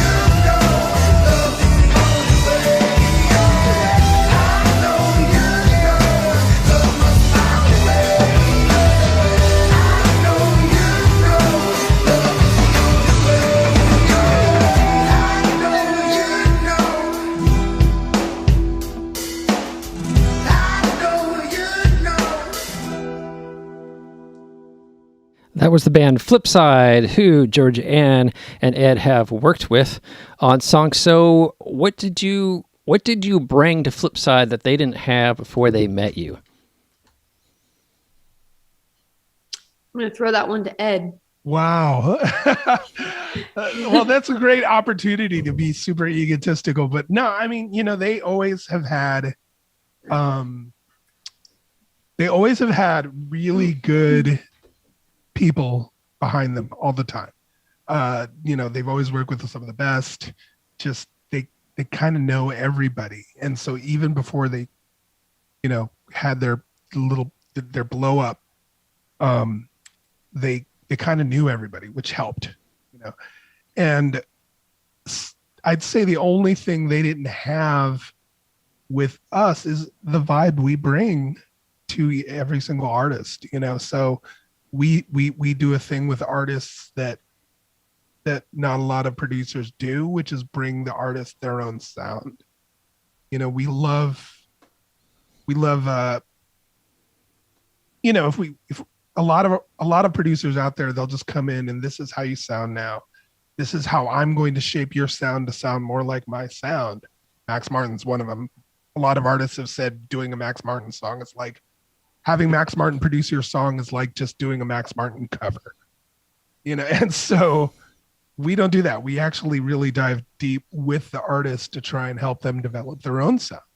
And the Flipside has kind of their own sound already, but they some of our beds and backgrounds and beats were just vibes they like that they implemented into their own sound. So it's kind of a different workflow with someone like Flipside, who actually has a lot of established things that they're doing. So you didn't come in and say, you got to change your style, folks. Here's the new sound. And I gave Piper the speech about like how we are all compendiums of our influences, and the only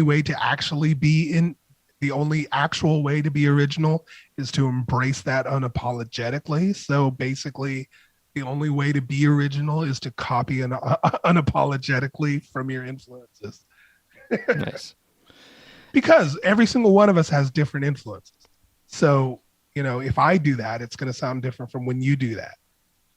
But if we try and sound alike, then we're going to end up sounding alike. But we're unapologetic and really embrace our influences, then you can come up with something original. That's the speech I gave him, and I'm doing it now as if I'm telling it to you. But that's the speech I gave him. And Georgann, were you involved with writing for Flipside? I was not involved in any of the songwriting. Actually, for me, my Flipside story was that I got brought in on the very last day, basically, that they were working because I was in the middle of finals for school. And so right after I'm done with finals, I get brought in. I met Steve randomly at the door. He thought I was like a delivery person, and I didn't know him from Adam. Yeah. Steve's the lead singer of Flipside, for reference. Well, it's Steve and Piper are the leads. Yeah. I like to consider like Piper's the rapper, the main rapper. Steve's main vocalist, I'll say. But anyway, so I come walking into the room and he's like, what do you think of the vocals on this song? And so I gave my 2 cents. He shoves a microphone into my hand and we just like record these vocals. So I kind of came in as last minute vocal production on the songs. And then that day, Steve was like, are you still gonna be here? Can you come in the day after tomorrow? I'd like to do a writing session with you. And I was like, okay. And Ed was there too on that co-writing day. Nothing ever came of the song, but it was a good just networking opportunity because that is this industry's form of networking. I really think that particular session was way too many cooks in the kitchen. Like, well, because everybody was contributing, even their friends. Everybody was saying, oh, you should do this. You should do this. And I was like, what? Wait, no, hold on. Yeah, if that song became something, it would have probably 7 or more co-writers. Right. Credited. It was a lot.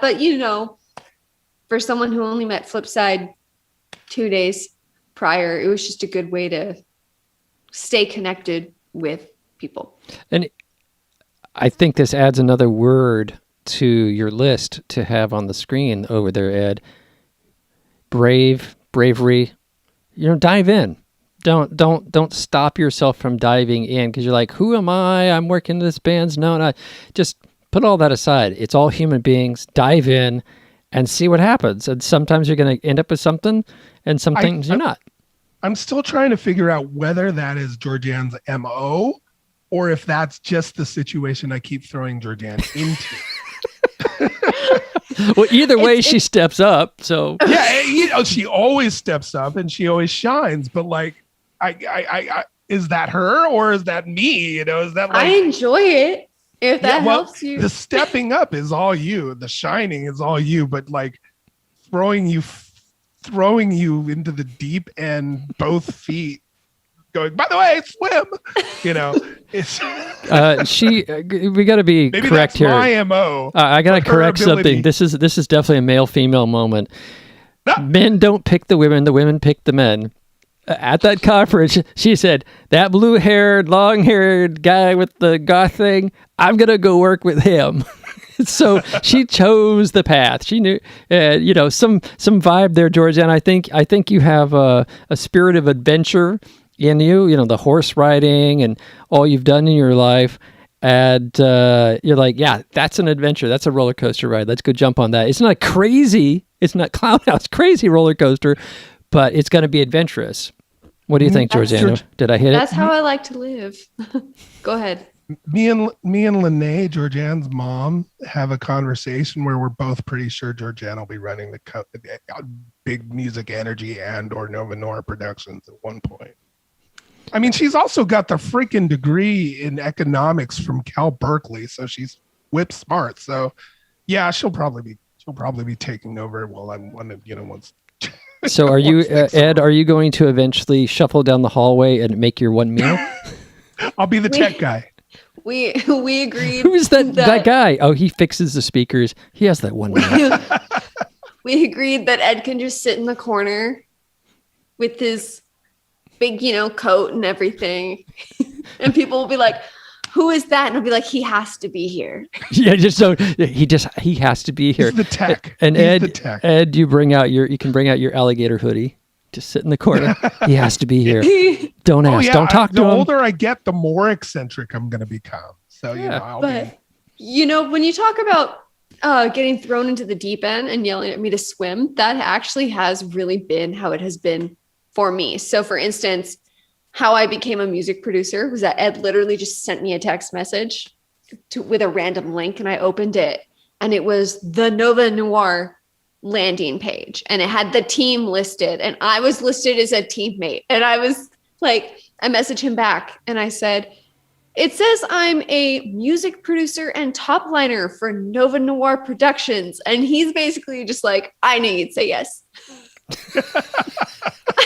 And I'm like, okay. And then flash forward, I literally just, he had talked about starting a YouTube channel, but it was only talk at that point. I show up and he goes, oh yeah, we're filming our first episode today. And I'm like, okay, that's cool. And every single time you shined and you stepped up. So I will keep doing that. So that's just how we work. By getting shanghaied. Just lost drunken artists who don't know where they are. No longer care. I'm sorry. Enter the Dragon reference. I might be too old for that'd be Joe's turf. All right, we need to have another segment here. This is the Mystic Moment, and then we'll be back with our guests, Ed Clare and Georgann Ireland. Hey everybody, this is your Mystic Moment for the week. As you're hearing Ed and Georgann talk about their work and how they've evolved themselves into being of service to others, empower others, bring out what is in others so they can be their best selves. Always look for opportunities for that. So this week, that's your challenge. And since you're going to have 2 months that you're not going to be seeing us, you've got 2 months, because this is a big one. You got 2 months to practice this in your life, of having the opportunities and seeking opportunities to empower others. Not everybody wants to step through the door. Not everybody wants to swim, be thrown in the deep end of the pool and swim. You have to have a sense of adventure. You got to be okay with failure, because failure is a part of the process. You either have to be brave or just oblivious. I think I'm on the oblivious scale. So just kind of turn off that part of your mind, put one foot in front of the other, and soon you'll be walking out the door, as that Christmas special taught me as a child. So yeah, empower yourself, but empower others. You'll find as you're empowering others, you yourself will grow. That's your Mystic Moment for the week. And now we're going to watch another video, this one by an artist named Floyd.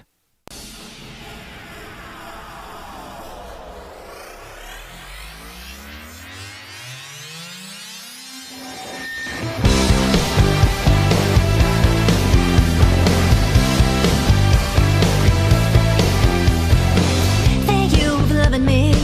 I know that it ain't so easy. You stay and you believe. You never gave up on me in all the ways that you amaze. Look at all the joy you bring. Your simple ways, your everyday. You're the only song I sing like. Ooh, ooh, ooh, ooh, ooh. You shine your light on me. Ooh, ooh, ooh, ooh, ooh. The brightest I've ever seen.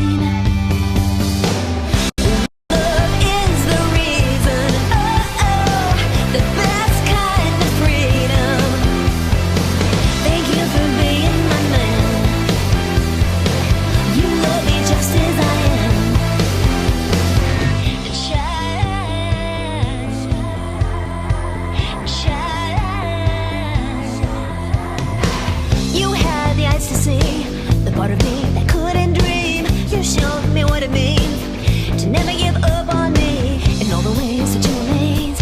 And look at all the joy you bring. Your simple ways, your everyday. You're the only song I sing like. Ooh, ooh, ooh, ooh, ooh. You shine your light on me. Ooh, ooh, ooh, ooh, ooh. The brightest I've ever seen.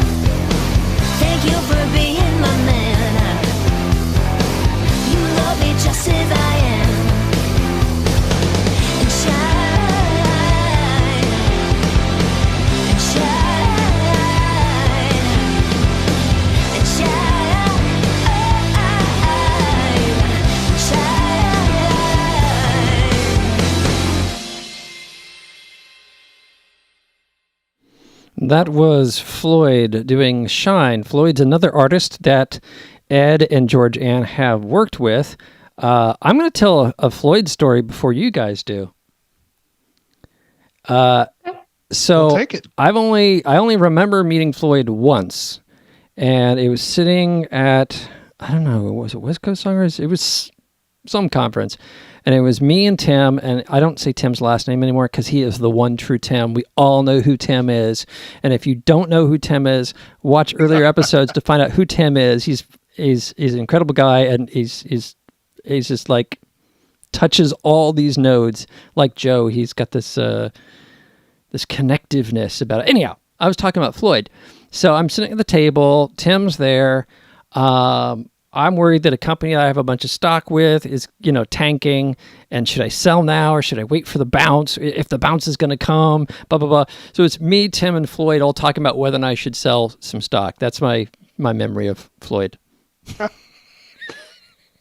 What stock was it? Was it a good choice to sell? No, it was the only time I lost.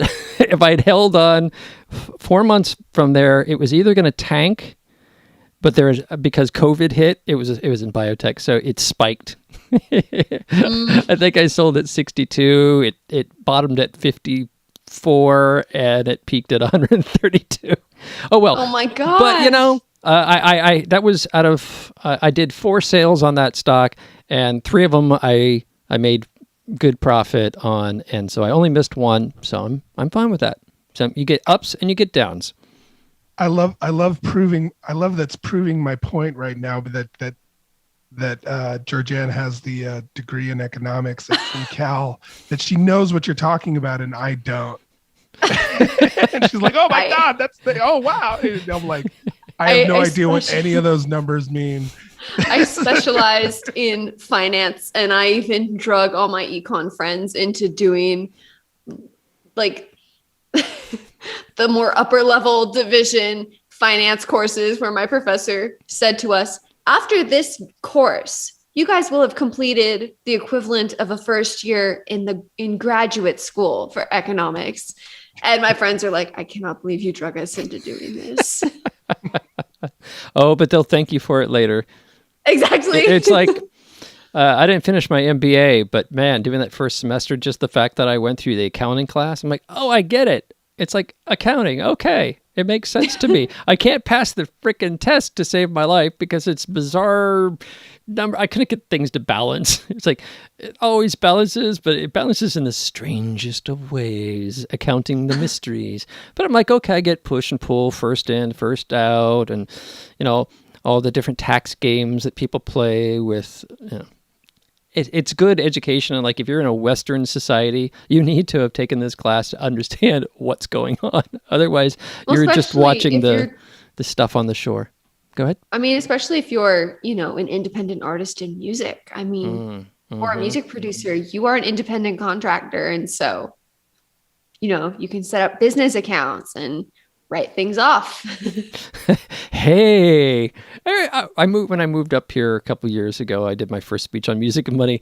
And when I hit the write-off thing, man, I looked at a crowd of like 60, 70 people, and I saw this look go over their face. Like, I can write things off as an artist? It's like, oh, are you a hobby? My first question to the whole room was, are you a hobbyist or a business person? That's it. That's your choice. And both of them are perfectly fine. But if you're a hobbyist, yeah, you're spending your money. If you're a business person, you get to write stuff off. Most businesses fail in the first year. And if you are doing business stuff, guess what? That includes you. But like artists have in their mind, like, oh, we're something else. We're outside of the capitalist society. But I want to be paid for my work. It's like, okay, you got to pick which system you're working with and get in the lane. It is kind of weird being an artist. Like, I used to tell people it would be easier in my mind to market a vacuum cleaner for people to buy. It would, versus selling myself as an artist. And so, but in my head, I have to be like, you are a vacuum cleaner. Okay. Joe, I have to say this week, Georgann beat you to the t-shirt of the week. In my head, I have to say, I am a vacuum cleaner. Well, as the artist, unlike the business, it's the artist, you have to invent the vacuum cleaner and then next year invent another one and the third year invent the third one. Whereas as in the business model, you have factories and scientists developing and inventing vacuum cleaners. The artist has that extra burden of doing it all themselves. I mean, if you look at the 3-month cycle too, with that most artists should be releasing on now, you're kind of inventing a vacuum cleaner every 3 months, right? Yeah. Well, that's why they hire people like Ed and I to help them. So they're not taking their song from just, a scrap of an idea to fully produced with a music video. You know, like it actually takes a team. You need the equivalent of an R&D team in music. Absolutely. I mean, there's plenty of books on the subject that say you should split some of your publishing with a freaking 3D graphic or graphic designer and video editors just to create that team, so you're not doing everything, you know. It takes a village to raise a hit. Exactly.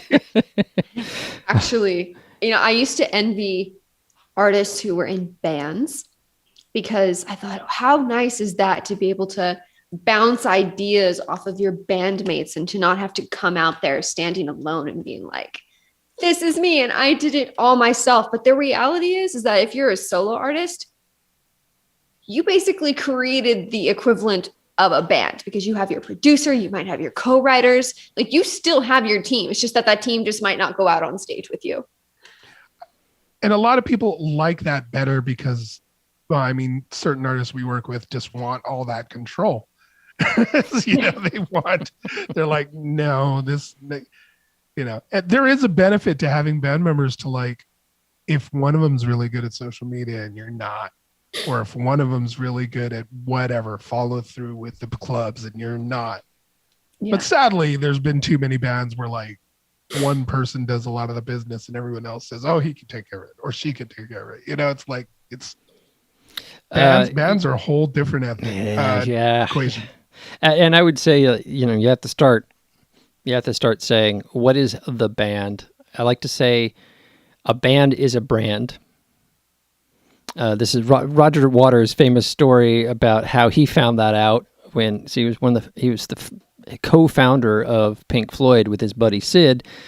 Sid became mentally ill, left the band, did the solo career, eventually died, and Roger became the band and the lead songwriter and all this stuff. And then he got to a certain point in his career, they was like, well, I want to wrap up Pink Floyd. The rest of the guys I don't feel are contributing. It's all on me. I'm running the business. I'm writing the songs. Well, it just might as well be called Roger Waters. So I'm breaking up Pink Floyd and gonna rebrand myself Roger Waters and go forth, and they can go do their solo thing or whatever they're gonna do.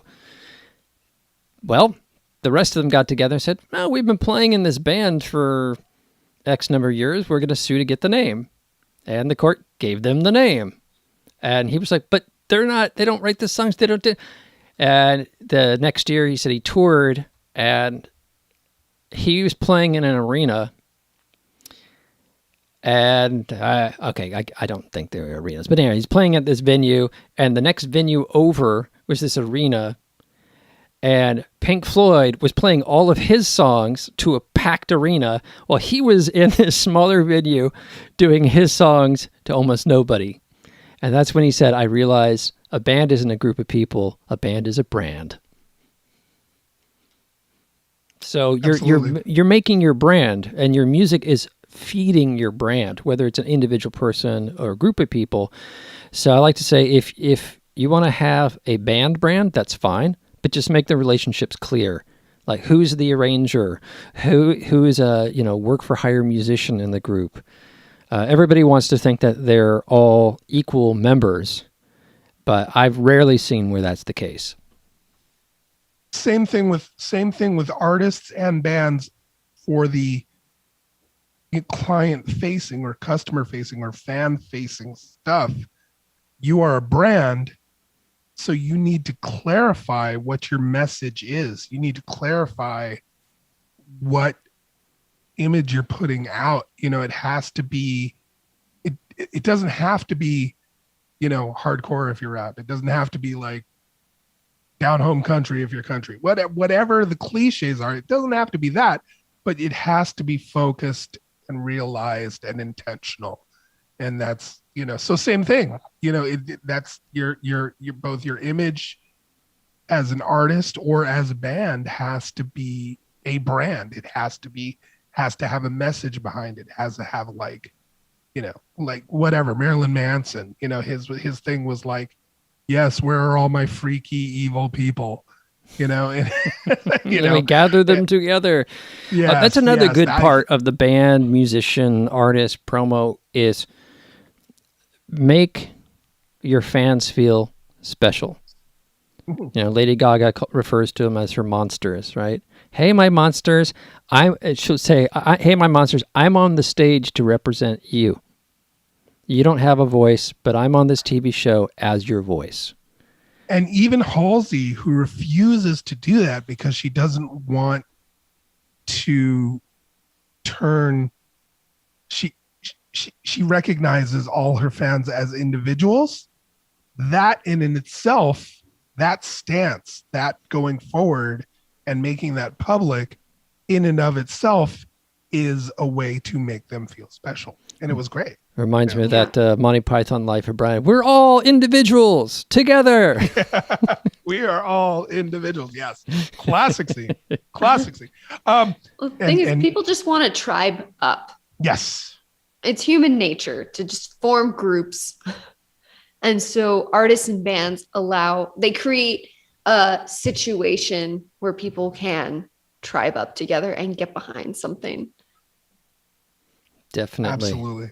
Well, we are at 6:30. This is like the grand finale of season 2.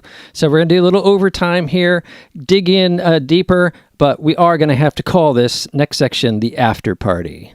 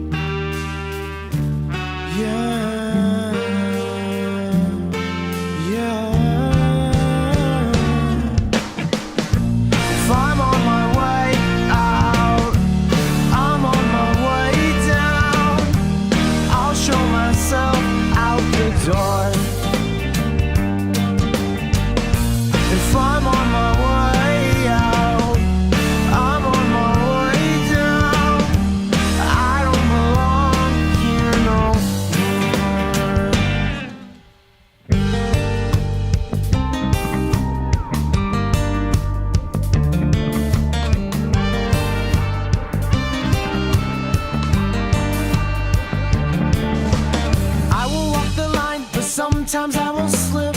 I am not perfect and I do not claim it. Why are we always struggling with indecision? I hope our love won't fade without a rhyme or a reason. With the seasons, you know I fight for what I believe in. I am definitely proud of where we've come. Let's put our hands together and put this behind us.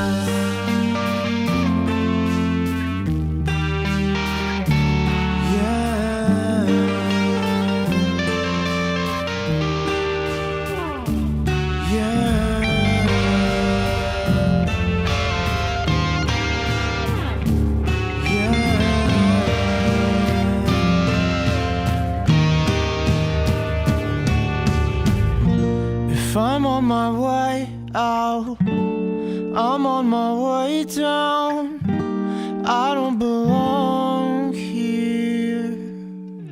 If I'm on my way out, I'm on my way down. I'll show myself out the door. If I'm on my way out, I'm on my way down. I don't belong here no more.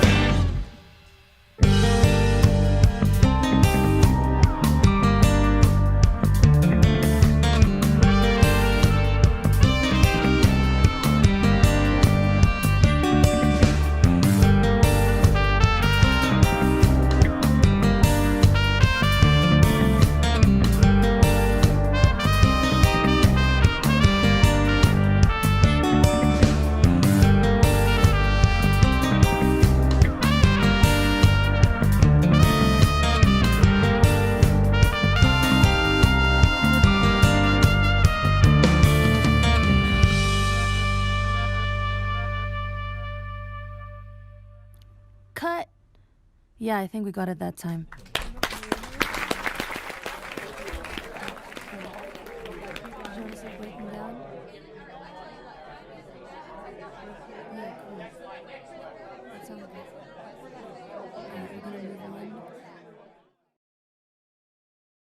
This whole time. That was Kush. Koosh. Kush. You know, I debated whether or not to show that video because I think it's the most disturbing thing I've ever seen. Like horror films, everything. This is because his facial expression is the quintessential like sociopath narcissist. You know, he's all talking about his feelings and what he's doing, and you kind of go, oh, maybe he was writing this song about, you know, how, hey, I'm trying to make this relationship work, but I'm on the way out anyhow. But that's not how he acts it. He acts it as, I am completely self-absorbed, I'm emotionless, and I find that super, super creepy. We were just talking about something along those lines, like there were, you know what I mean? Like there's all this comical stuff in the comic graphics and like dancing little happy men, but he's constantly just like straight into the camera the whole time, you know, like super serious. Yeah, to be honest, we're both kind of just surprised that he took the music video this way because, you know, we've worked with him and he doesn't feel like this music video. It's a trip. He used to be, I forgot the name of it, but he used to be in a screamo band that was kind of popular. Yeah, that's right. With that other guy. Which is funny because he goes into this style right afterwards. You know, it's funny. Mm-hmm. Yeah, I was like, okay. Yeah, I don't know. Should I show this video? Anyhow, but I did. It's like a very fun song. It's a fun video. If you don't get creeped out by his emotionless existence, self-focused. The Pet Shop Boys did it. You remember that, Caleb? Yeah, but like, that's kind of ironic. I didn't feel like they were going to slit my throat. You know, I just felt like they're British. They don't show emotion. I swear, Koosh does not come off that way in person. Yeah, he's a mellow dude. He's a chill dude. Yeah. He's really very into perfecting, his music. but he's a chill dude. He's very into his music. You know, sometimes art is art, right? It's right. That's not the person. It's not autobiographical. They, you know, created this song. One artist I worked with, we didn't produce him or anything. It was just like consulting at best. I guess we should put that on the website. But it was this one artist, and the singer is just the goofiest, funniest dude 90% of the time. But then once it has to do with that band, he is an over serious person. He's a very serious writer. He's very serious about the changes you're making. All that. He's super serious. So it's the opposite of what we're talking about with Koosh. Like, you know, like Koosh is just this mellow, chill dude. But then when he starts but when you see him in that video, it's like intense. Very. And you've worked with Samaya. Okay. Samaya. And we're going to actually watch one of her videos, and then I'm going to show a second of her video after the thank you. So if you're still around and you're doing the long mega final episode of season 2 today, and you're sticking with us, you'll get to see two sides of her. I debated which video to show, and I decided to go with the spooky one and keep the after party spooky theme. So here's Thank you, all the 8 people who are watching. Thank you for sticking around for the long. Greatly appreciate it. And tell your friends that you can watch this after we publish it on YouTube. Give it me 2 days, though, because otherwise they're going to get the front end where we're joking and laughing and having a good time. And we want to definitely trim that first. Yeah, they don't want to see us having fun. No, goofing around. You know, this might be the first one where I'm just going to leave it alone. I'm not going to trim the beginning off because you guys are just so fun to talk to. All right, we're going to play this video, and then we're going to come back and talk about working with yet another artist.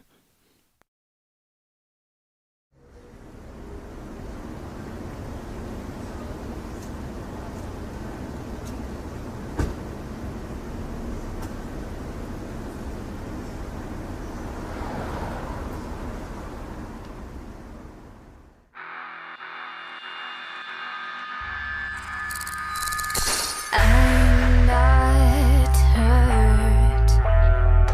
That's what I tell myself. Truthfully, I don't know how I have felt. I'm a little overwhelmed.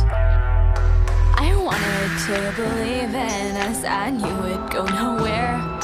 I hoped it would be more than lust, I wish I didn't care. I really wanna blame you for the shitty way I feel. My friends are all fighting, I am stuck in their ordeals. But really I should thank you, made it clear we had a deal. Just didn't think it'd be so soon when I lost my appeal. So why'd you have to say bye and love you though? Yeah, right. Honestly, I know I'd be a bad girlfriend. Why can't we just stay friends? I loved the way you looked at me, held power over you. You still made me say yes, please, oh, what was I to do? I really wanna blame you for the shitty way I feel. My friends are all fighting, I am stuck in their ordeals. But really I should thank you, made it clear we had a deal. Just didn't think it'd be so soon when I lose my appeal.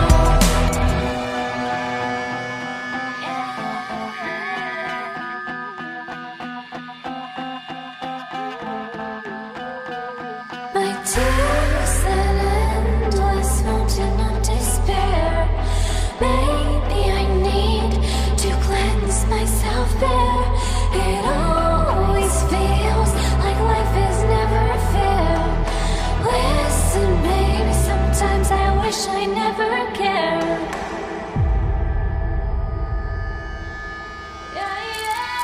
I really wanna blame you for the shitty way I feel. My friends are all fighting, I am stuck in their ordeals. But really I should thank you, made it clear we had a deal. Just didn't think it'd be so soon when I lose my appeal. I'm singing out a thank you for the things you made me feel. Don't want you to think bad of me, won't ask you to come near. I hope you're very happy with that girl, I hope it's real. And if it doesn't work out, darling, know I'm always here. Feel that way about Delphi Freeman? Okay. Like, I think that they You guys are the only guests I know of. When I come back to you guys deep in some other conversation. We can't stop talking. A lot of studio sessions are like that too. like and Georgann's like family to me and my partner. Like we're just That's great. I'm just like, okay, now I got to reel them in, get them back on topic. So we another were just artist. saying that what you should do is film us off camera and then release a separate special of behind the scenes. like what's going on behind the scenes. Okay. Behind the scenes. Behind the scenes. I should have. I can do that here because I can record on Zoom. We've had a couple episodes where that saved our bacon. I just didn't think about it. I could have done outtakes, but you're just going to have to come back and we'll do it again. We'll be happy to come back. Yeah, we'll come back. All right. Especially when it's time to promote our freaking new course, though. The new course and a new artist. So this artist, I said I'm going to keep the after party into the spooky, whole nother vibe, but also a kind of like creepy relationship vibe. And I want to call out that the thing that both these videos do is that's the market, man. Boy-girl breakups, putting a little twist on it, making it a little edgy or a little more folky. Well, with all the guitars coming in and with Halsey freaking working with 9 Inch Nails, I was going to say there's definitely like some connection to 9 Inch Nails in this video. Maybe there's maybe we'll have a little wave of spookiness for a while there. I think the last wave of spookiness in mainstream pop was kind of like steampunk. When like a lot of artists were doing steampunky stuff, but the music didn't get spooky. Didn't oh geez, I can be so bad with names. What's her name? Billie Eilish, like bad guy. That was spooky. Well, yeah, and so was what was it? Bury a Friend. Oh my God, that was like a horror movie pop song. I don't know if you've heard that one, but it's no. I heard that it was a hit, and but I haven't explored. But yeah, so spooky relationship, people doing bad things. Why do you think we're so excited? We don't talk about like the people who saved humanity. We don't talk about like multiple times, the guy who was about to push the nuclear button and, was in the submarine and he's like, I should double check that this, destroy the planet command is not a faulty electronic thing. And he didn't push the button. He disobeyed orders, and it turned out it was a faulty electronic thing. Humanity just wiped out in 20 minutes. We don't sing songs about him. The guy who got let out of gasoline so that our whole civilization didn't collapse within 20 years, and we'd all be crawling around on all fours, mutated with lead poisoning. We don't sing songs about him. But boy, we're going to sing songs. She broke my heart. He broke my heart. Like people did for the last 10,000 years. We all experience heartbreak. Not all of us know people who have to decide whether or not they're going to push nuclear buttons. Exactly. So it's not relevant to our lives. It's whether or not we've experienced it ourselves. Relatability. Again, people want to tribe up, right? So if you really want to tribe up, then you're not putting out a message of your individual, story, unless it's a story that everybody can relate to. Mm-hmm. I think people like knowing that they're not alone in whatever they're going through. Mm-hmm. Whatever that's experiencing. Yeah, and that's why we tribe up. That's why there's tribes for freaking everything. Which DAW to make music with, Mac versus PC, Canon versus Nikon. Everybody tribes up in so many freaking ways now, and because we just have a natural propensity to want to tribe up. I'm going to announce it here on Sunday Live for the first time to everybody. I want to tribe up with people who have saved humanity. So I now know what my next music project is. I'm going to write songs about people who saved humanity. There we go. I'll have 5 fans. No, that's okay. Have a ton of fans. They just won't know it. Depending on your marketing. Have really expensive merchandise. Yeah. So yeah. Oh. What was it like working with this artist? I should the video and whatnot. You guys want to dog artist? You don't want to work with this artist anymore. You want to rip on them right here? Fun. She was a lot of fun. She was young. Like I think she was still under 18 when we did the project. So her dad was there a lot, which was fine because we liked him too. Because he's a sweetheart. Yeah, he was a sweetheart. Yeah. And they would feed. They were a very feedy crew people. Though I think I got all of that because most of the time when Georgann showed up, it was like in between some of her school. Like Georgann showed up at very specific sessions because she was just always going, it's always final. It's Berkeley. It's always finals. It's always there's the beginning stressful. There's the beginning of the semester, and then you hit midterm season after, I don't know, week 3 or 4, and then you're in midterm season, clear up until final season. But I was in school full time when I worked on Samea's project, but I have a very clear memory of this one night. I show up, it's like midweek, and we started recording this one song, and I was just playing around on the guitar. And what I loved about this was that I was playing something really spooky because she's into that. And she's just in the background. Okay, she likes all this spooky, edgy music, and she's just there in the background knitting. Yeah. Literally I could knitting. kill you with these needles. She's just there knitting, and we're doing this really spooky song. And next thing I know, the lights are off and we have candles lit, and she's still just knitting. Yes, she is a trippy, super smart, super talented kid, and it's a trip though because she was a kid at the time. I mean, I still think Georgann's a kid. She's a whole ass adult, and I still think she's a kid. But like, I'll take it. It means I'm young. but but Samaya was literally like a minor, just like with her dad there, and she's so adorable. But also at that age, you were coming into your sexuality. A lot of kids do, which and so she was here. She is just this adorable, sweet kid at the studio, very talented. But then she'll be like releasing these TikToks of like super like really not racy. raunchy, but just like racy, sexy. Yeah. And I'm like, no, I can't. Stop. We're like, you don't really want to follow that. That's Samaya. I can't look at, you're like a daughter to me.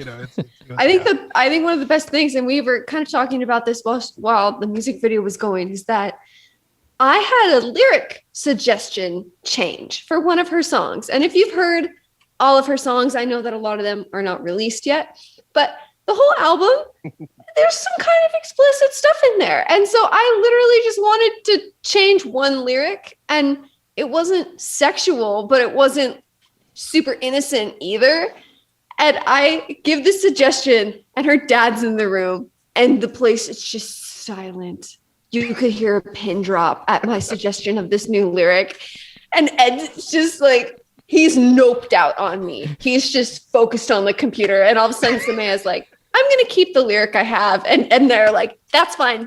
That's fine. Yeah. Just imagine this lyric suggestion was just something that I'm like, I'm not commenting on that at all. And it wasn't even that bad, but still. It wasn't that bad. It just the way she is, and the way the whole situation with her father being there, and here you are, you're suggesting something that's like, oh God, and so, and her father's there. You're like, I'm gonna ratchet this down. I feel like Dad's watching. Maybe we should ratchet this down. And Dad's like, and the funniest part is her dad's the sweetest, most down to earth person. It's like, of course, my daughter's gonna get into her sexuality at this age. Yes, you know what I mean. Like, yeah, it wasn't like fine about it. Thank you, Georgann, for saving my daughter from this embarrassment in front of me. Right? He was like, yep, that's my daughter. Let her roll. Yeah, actually, I mean, he was down with all the lyrics in her songs. He's just like, yep. Yeah, and like, so these lyrics, Ed and I were like, do you think this is like made up or personal experience here? And then like we found out later, because she like was posting on her Twitter, so I feel safe to say this. She's like posting on her Twitter about her first kiss, and we're like, oh my God, it was all storytelling. Yeah. And it was good, but whatever. A famous example of that was Kate Bush's first album. Actually, the first two. She had written this stuff when she was 15. Right. David Gilmour had become her coach, helping produce her, and got her a record label. And it was all this romantic and sexy stuff. And, she just read novels. She read romance novels as a kid. I mean, so she wrote about the novels that she read. It wasn't that she was having all these liaisons as a minor. So there's that piece where, for the audience, is it real? In other words, is it biographical, or is it writing? When a novelist writes a novel, you don't assume that it's an autobiography. But when an artist writes a story, people assume that they're talking about themselves. Yeah. There is a lot of that. And I think it's because there are a lot of artists that are really open about writing songs that are very autobiographical. But I know personally, when I first started writing songs, I was writing about heartbreak that wasn't mine. And relationships that weren't mine. And so, I think that people just kind of assume that people write autobiographical things because there are a lot of artists that are really open about that, and people like the fact that they're open about it. And maybe in music, you guys were talking about the tribal thing. Maybe with music, the tribalism is, this song's now an anthem for my people. It's not like people are like, oh, I'm a part of the Charles Dickens tribe, and great Twin City, whatever, Great Expectations. Tale of Two Cities. Tale of Two Cities is, the anthem of my tribe. Literature is, like, oh, okay, this is about a certain period in time. I'm glad we've gotten past that, and that labor laws got invented, and the air got cleaned up, and the river's not on fire anymore. It's more like this intellectual thought. But music is so visceral and emotional. You're like, yes, that hit me right here. And to find out that the artist actually didn't live that actually kind of seems like a threat, or like it's not real. Or it like undermines the emotion because it's not coming from a place of sincerity, which is, I think, something that we all want. We all want our messages to come from a place of sincerity because that's what resonates with people. And so, yeah, to have an artist be like, oh, yeah, I just made that up. Like, at least say it came from your friend. Okay, so if you're going to be an artist and you're going to do art, and you have to convey that in your genre of art, things aren't always personal, try to pretend it is, because that's what people expect. Well, I don't know. When you do art, I once had a dog that up, really got heartbroken. Say that again? I mean, it should speak to you, even if it's not autobiographical. Okay, so I go to the theater. I've seen plays that are far more intense than any song I've heard in my life. Like, far more reach into your guts and just devastate you. And it's two actors on stage. But I don't feel like the actors or even the screenwriter has to have personally gone through that. They could just be really good actors and really good, stage play writers. I think a lot of performers, they're definitely performing on stage and in their voice when they're singing and recording, could benefit from taking a few acting classes, really, because there's going to be times, if you're really successful, that you're just not feeling it that night. But you still got to perform, you still got to play. So yeah, I think, and then there's one artist I worked with who, long before all of this, who had amazing vocal charisma, and it was all just vocal acting. She could sell any situation because she was just it was all just acting. You know what I mean? She was just absorbing the part like an actor, or it was a trip. I'm having I had an alternate experience. It's popped to my mind yesterday, where a friend shared the demo of his next album to me, and then I realized it was the music that he shared with me. Good God, 8 years ago, and 8 years ago, and I did an EP based on that music, and it was very autobiographical. It was like, I can't listen to these 5 songs because it just emotionally puts me back in that place, and I never want to be there again. So I've sort of like taken those songs, and I just push them away. Like, okay, I'm not going to think about those songs anymore. I don't want to perform them live. I know one of them, my mom says, is one of her favorite songs that I've done. And I realized he's now developing that project 8 years on with a different singer, and who's singing some of the same lyrics, some completely different vocal parts. And I'm listening to this, and at one hand, I'm like, wow, I love the direction he's taking, because the instrumentation sounds completely different. Like, he's replaced synths with guitars and all this stuff. At the same time, I'm feeling this emotion from the old EP. I'm like, I want to listen to my friend's demo, because I release his work on my record label, so I need to. At the same time, it's like triggering all these emotions from that past. So I think sometimes it's better if it's not autobiographical. I seem to remember a few recording vocal sessions for Georgann's solo project where she's like pulling out tears. And so, but that was your stuff, right? That wasn't acting. That's because you wrote the lyrics and you were feeling the vibe. Yeah. Well, for me on my project, even though some of the songs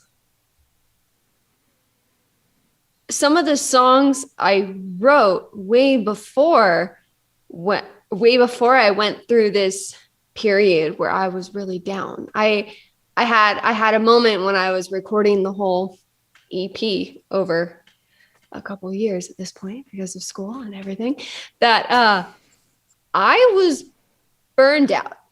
I was really, really burned out. And that happened because I was overworked, and I was okay with that until one of my really good friends died unexpectedly. And it was at that moment that I did not feel invincible anymore. And suddenly it was just like everything came down and I didn't want to move forward anymore. And so for me, going back to having to now record these songs that I was working on at just an emotional time that I didn't feel like I wanted to move forward and I felt really lost, it brings me back to just that point in my life. It's not necessarily the story of this song, but it was just where I was when I had to still just show up to work. Sounds very similar to Caleb's thing. Yeah. Yeah, when it is autobiographical, and yet it's powerful and good product, shall we say?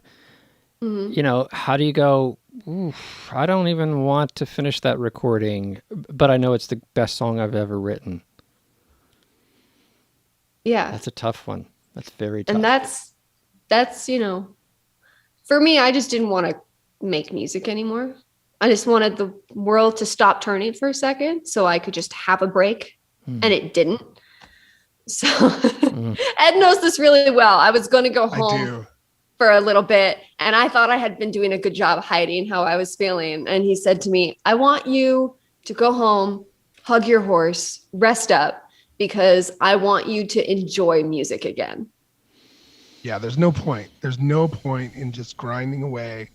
All of the hustle, all of the making of the music, just no point if you're not loving it. I mean, I could be making a lot more money doing not music right now.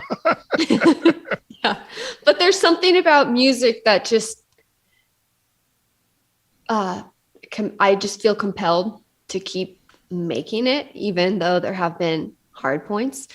And so for me, now having to go back, because I am recording these songs. And what's really nice is that now I can approach them with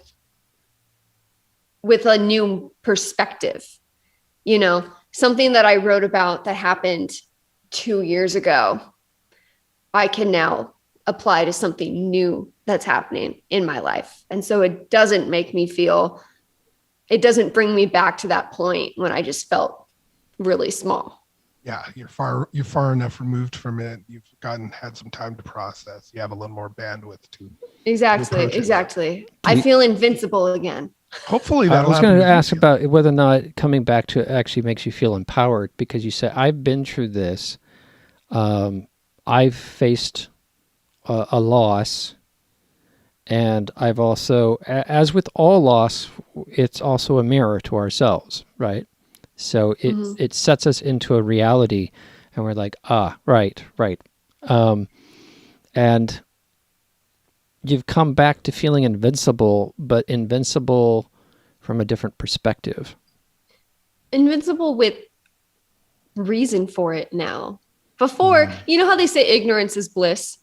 Mm-hmm. Yeah. So that's how I kind of was at that point. I was just, I still had all my from youth, right? Like I'd been chasing after this, it feels like, since I was 5 years old, and I just never changed. And suddenly it was just like, hey, by the way, stuff happens now. And you're like, wow, okay. I'm going to have to process that one. Oh, right. There's life. Yeah. Unexpected things happen. And life is the cycle of the flower. And work is like a river, an internal river. There's always work, always more work coming, always more flowing by. The river could be calm, the river can be dynamic.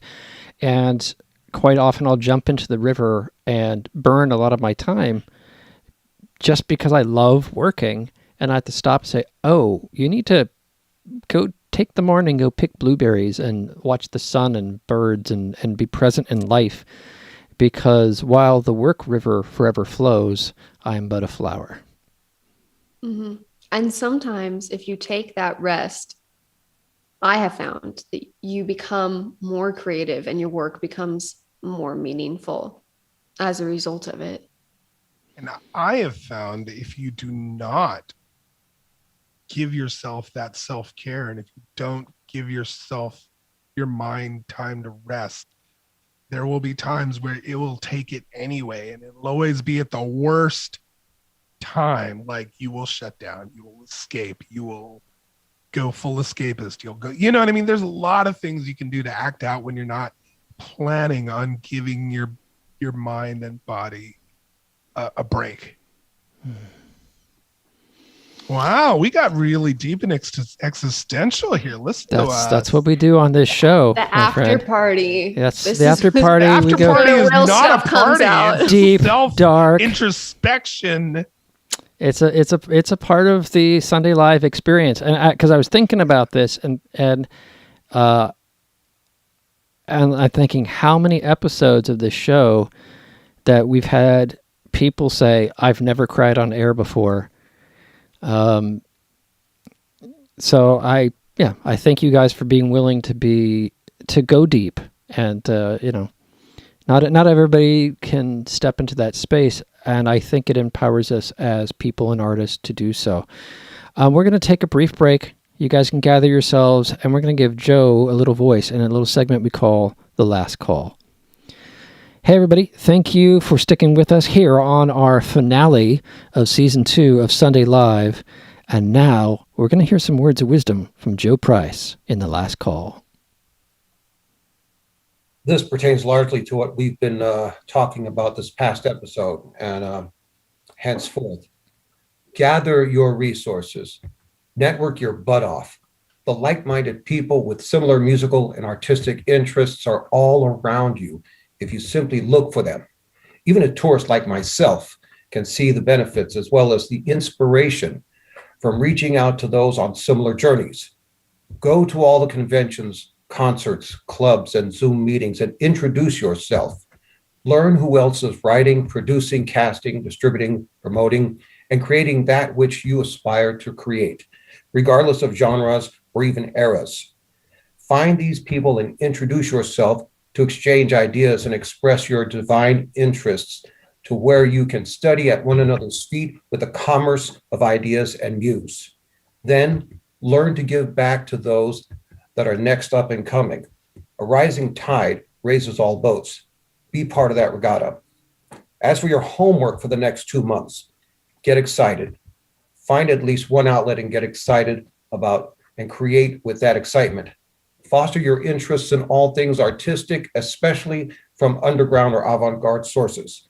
Leave MTV to the consumers. Find more fertile ground for that inspiration and produce. Thank you so much for that, Joe.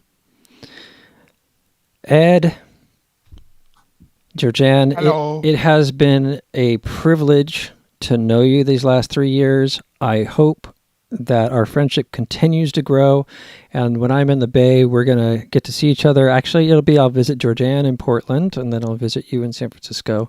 Thank you for supporting the show, for being on and contributing to it. Thank you for doing it. So It's I still our pleasure to be here. I'm getting all like, Japanese anime girl. Can I propose the 4 of us meet in San Francisco over dinner at some point? Oh, I'd love that. I would like that. That would be awesome, because right now I want to hug you guys and I can't, and I just feel this like I want a big hug. I can try. It's just not the same. I'm sending mental hugs. We should be used to mental hugs by now with this past year, right? Used to, but it just sometimes doesn't suffice, my friend. No, I just hug my dog. It's physical. Yeah, and the horse. And the horse. Oh, and my horse. Look, don't forget your horse. I can't. Trust me, she won't let me. And Yeah, you've been hugely inspiring. I know that I started this conversation because I wanted to do a single with you guys. And, 3 years on, it never happened. Right now, the budget's not there. I still have it on my bucket list, do single with Georgann and Ed. And I've been working towards that endeavor. Hasn't entirely happened yet, but I'm going to keep working on that in one day. We will be here when you're ready. Thank you. I admire that, and I admire that you're being ready for so many artists. Anybody watching this that wants to, dive into the music business or is looking for some partners, I can't think of two cooler people to do that with who are going to really ride you hard, but they're going to do it with love. I don't know. Wait, hold on. No, we're not. We don't. I'm not gonna. I can't agree to that. I can't. We don't ride any of our. You paid me to be your marketing team, and now you're undermining, whole campaign we put together for you. I gotta chime in on that one. We don't drill sergeant any of our artists. We bring out the best through positive encouragement and through discussion. We don't really no, you could have done better. Well, no, that's not vocal sessions. I don't. Georgann might. But you guys don't go, oh, that's very nice. I like what you're doing. You're the best artist in the world. Just keep doing what you're doing. Men. No. We are not yes men. That will get you nowhere. No, exactly. Okay, we can see who the hard edge one is in this. Ed wears the black, but Georgann's watch your back. No, I'm trying to find a rhyme in there. Georgann's the drill sergeant or something. What was it? This would be a great hook. It's, I don't need a yes man. I need a no woman. Ooh, love it. Joe, you might have had the last call. Very poetic. But dang, she's just laying down those T-shirt of the week. That's the second one. Producer, bad producer. Yeah, Joe, I didn't know you. I'm usually not at the after party, and I'm not at the end of the show usually because, well, whatever. I've got the attention span of a goldfish, but you close out with that verbose amazingness every time. Yep. It's a mixture of Tourette's and caffeine. I love it. Well, I'll take it. I like to think that in an hour and a half or 2 hours of this show interviewing guests, Joe is able to take everything I've done during that period and distill it into a fine 2 to 5 minute statement. You guys, Georgann doesn't remember this, but you guys remember the Springer show? Are you talking about Jerry Springer, Jerry Springer, that led to the collapse of the American dream? Yes. That crazy show, before it was all a circus, I found an old VCR tape of back when his show had integrity, and he would close with the things like Joe just did. He would wrap things up with this amazing viewpoint that bettered humanity, that wanted to benefit, that wanted to help. And of course that makes the situation all that more ironic. For me, that I think of the Jerry Springer show as the start of the collapse of the American civilization. It's funny to see that he does that now, and that he went on to, Georgann will. I'm just the Ed McMahon to Caleb's Johnny Carson. I need to. Well, you guys get a hat. My iPhone says. You guys are far more altruistic than that. Joe is Joe, and Caleb is Caleb, and we don't need a reference to anybody else's. Bitches. We can explain everything. Love it. And as this is the end of season 2, I just want to give a shout out to Joe since we're talking about him. Thank you for being there.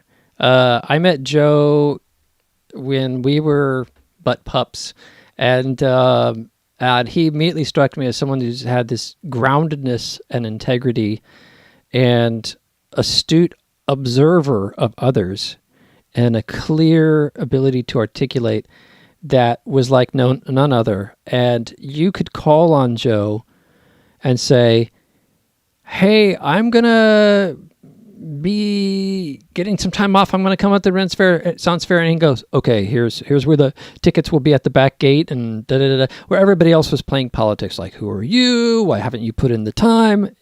For Joe, he was like, you're good people. You get on my bus. I will hide you in the back of the truck. We'll drive you in and just roll around in some mud, and we're all good. Actually, that was Joe that rolled around in the mud, but that's another story for another time. I have absolutely no doubt that is absolutely your guys' vibe. and we, we've stayed each other's lives ever since, but this show has given us an opportunity for every week for us to get together and talk, and we'll talk after and just be connected. And so, Joe, I actually do feel the same thing you feel, which is this kind of sense of like, we're going to lose our thing.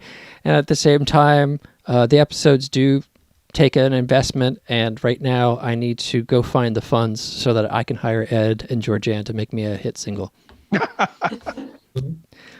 Them the facts of life. Oh, go ahead. Go ahead. No, you go. Oh, okay. I was going to say that your relationship with each other reminds me of me and Ed, because we were working every day together. Well, not every day, but pretty dang close. We were spending a lot of time together when we were working in person, and then COVID hit. And fortunately for us, starting the YouTube channel and now being able to even produce remotely, like, this isn't to sound mean, but Ed, I don't miss you. I spend too much time. I spend too much time talking to you all the time. I know we have our weekly meetings now for the YouTube channel and for various other things. And now we're producing online together. Yeah, no. Totally. And it's not just like a once a week kind of deal, because every day in between, time in between, we're like. The only thing I miss with the brick and mortar is the boba tea and the occasional meals. Ooh, and the sushi. Oh, the sushi, right. Sushi and the boba. And caffeine. Yes. We used to make coffee because Corbett worked at Starbucks and he'd get free coffee. So yeah, we always had, the studio always had amazing coffee. Well, not amazing, but. It was studio coffee. Does that make sense? It tasted like studio coffee. So you kind of got this mafia connection where it fell off the back of the truck and it gets put in the studio, but somehow it tastes different. No, employees are allowed to take home like one bag a week or something like that. And he didn't drink coffee, so he just brought it for us. Yeah. There was something about the coffee maker. We probably should have cleaned it. I don't know. It wasn't the coffee, it was the filter. It tastes like the studio for a reason. We put that fish in there 10 years ago, and it's still going strong. Rato's super frugal. He's like, okay, I'll get us a coffee maker, and he'll go find one at like. By the way, that was a David Lynch if reference that, you're like, oh, look, here's one in the fish dumpster. in the coffee maker. He's not that frugal. Oh, man. All right, good guys. times. Absolutely. All right. I would love to see y'all in person when situation allows it. Please. And stuff like that, and please have us on again. I would love that too, especially once we finish our course. We would for whatever. Let's do a final marketing here. Purposes. What's to wrap this up? Let you guys go. We'll all get some food. Now I want sushi and boba drink. But before you do that, let's just tell everybody what you guys are doing next and what's happening with Big Music Energy. Well, we are planning out I'm calling it season two, but it's more of a relaunch of Big Music Energy, and it's going to be paired with an upcoming course that we're also creating on identifying your North Star in your songwriting and music production. We have systemized everything we do that just Georgann and I do over and over again. And we've systemized it in a way that when implemented by anyone, we really think will up their songwriting immensely. So like for instance, one common thing I see happen a lot with singer-songwriters is, especially ones with guitar, is they'll come in, Georgann and I'll see it, and they'll just have the vibe and the chord progression, and it doesn't change throughout the whole thing. You know what I mean? The words change, maybe the chords change, but generally the vibe and the rhythm it's all open strums, You know what I mean? And that's a super simplified example, but that is one of the things we always address, especially if you're playing it live with just a guitar. It needs to be compelling. Anyway, I'm pitching it. I don't want to pitch it, but we're really excited about this system we've developed. It seems to be working. We're about to do a beta. Once it's ready, we're going to do a few beta runs and see how it works for people and stuff like that. We're really excited. Super By the way, I'd be willing to be a beta tester. Yay. Just let me know. That is good to know. And so the relaunch of our YouTube channel is going to complement these beta courses. Yeah. Very, Absolutely. very cool. All right, folks, that's Big Music Energy. Georgann, Ireland, Ed Clare, thank you again so much for being on the show. We'll see you again perhaps in the fall or winter. I might not be in COVID lockdown this winter, but I still have a Mediterranean blood, so winter is locked down. So we'll definitely be doing shows in the winter because I'm going to be in here like, I want to get my warm studio. So again, thank you guys for being on the show. If you want to hang out for final words after the show, that's great. If you need to drop off, that's cool too. And we're going to wrap things up, and then I'm going to show one last video as an outro. Bye, everybody. Thank you for watching if you're still here. Till next time. Thank you. For some reason, Georgann, it didn't switch to you, so I want to make sure you get your final wave. Okay, there it is. There it is. Bye. All right. Thank you for coming, everyone. Catch everybody online. Hey, everybody. Thank you for watching Sunday Live, for tuning in each week and finding out, getting to reach into people's lives and connect as human beings. We live in a world of hyper-produced media, and hopefully we're bringing you the human face of that. Folks that are working to develop other people, grow them stronger, and to me, that's what it's all about. All right, thanks. I'll play you a last video, and then we're out. Thanks. We snuck out to breathe. It was just you and me.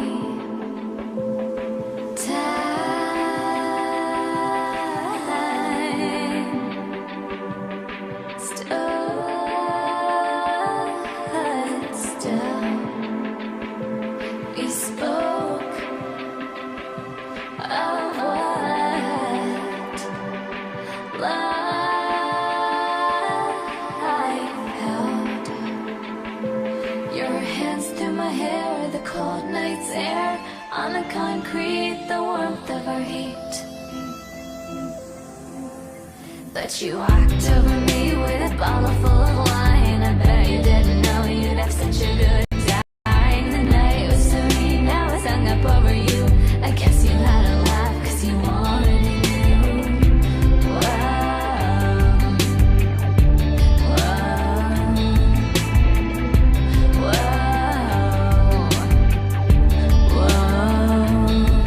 Our shadows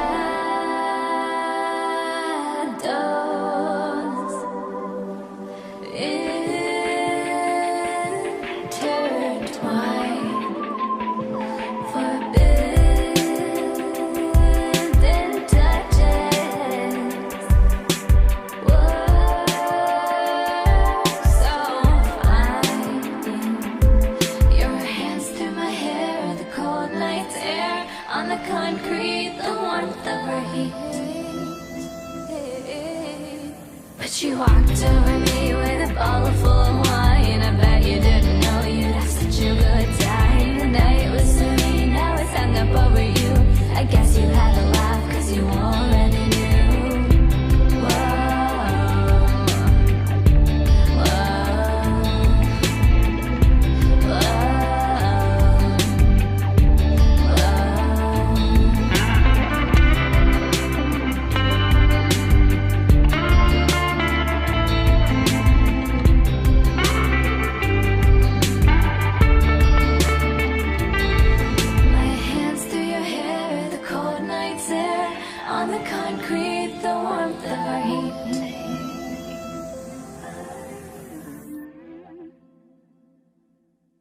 But you walked over me with a bottle full of wine. I bet you didn't know you had such a good time. The night was serene, I was hung up over you.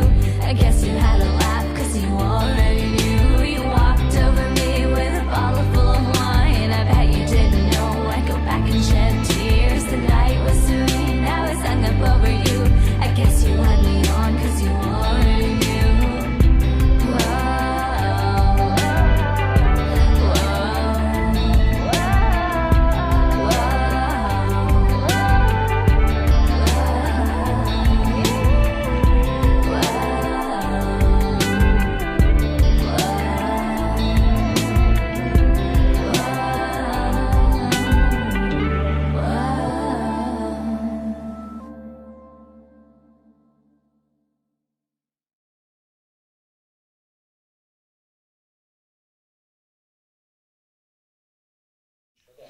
Hey, everybody. Thank you for watching. We'll see you again in the fall.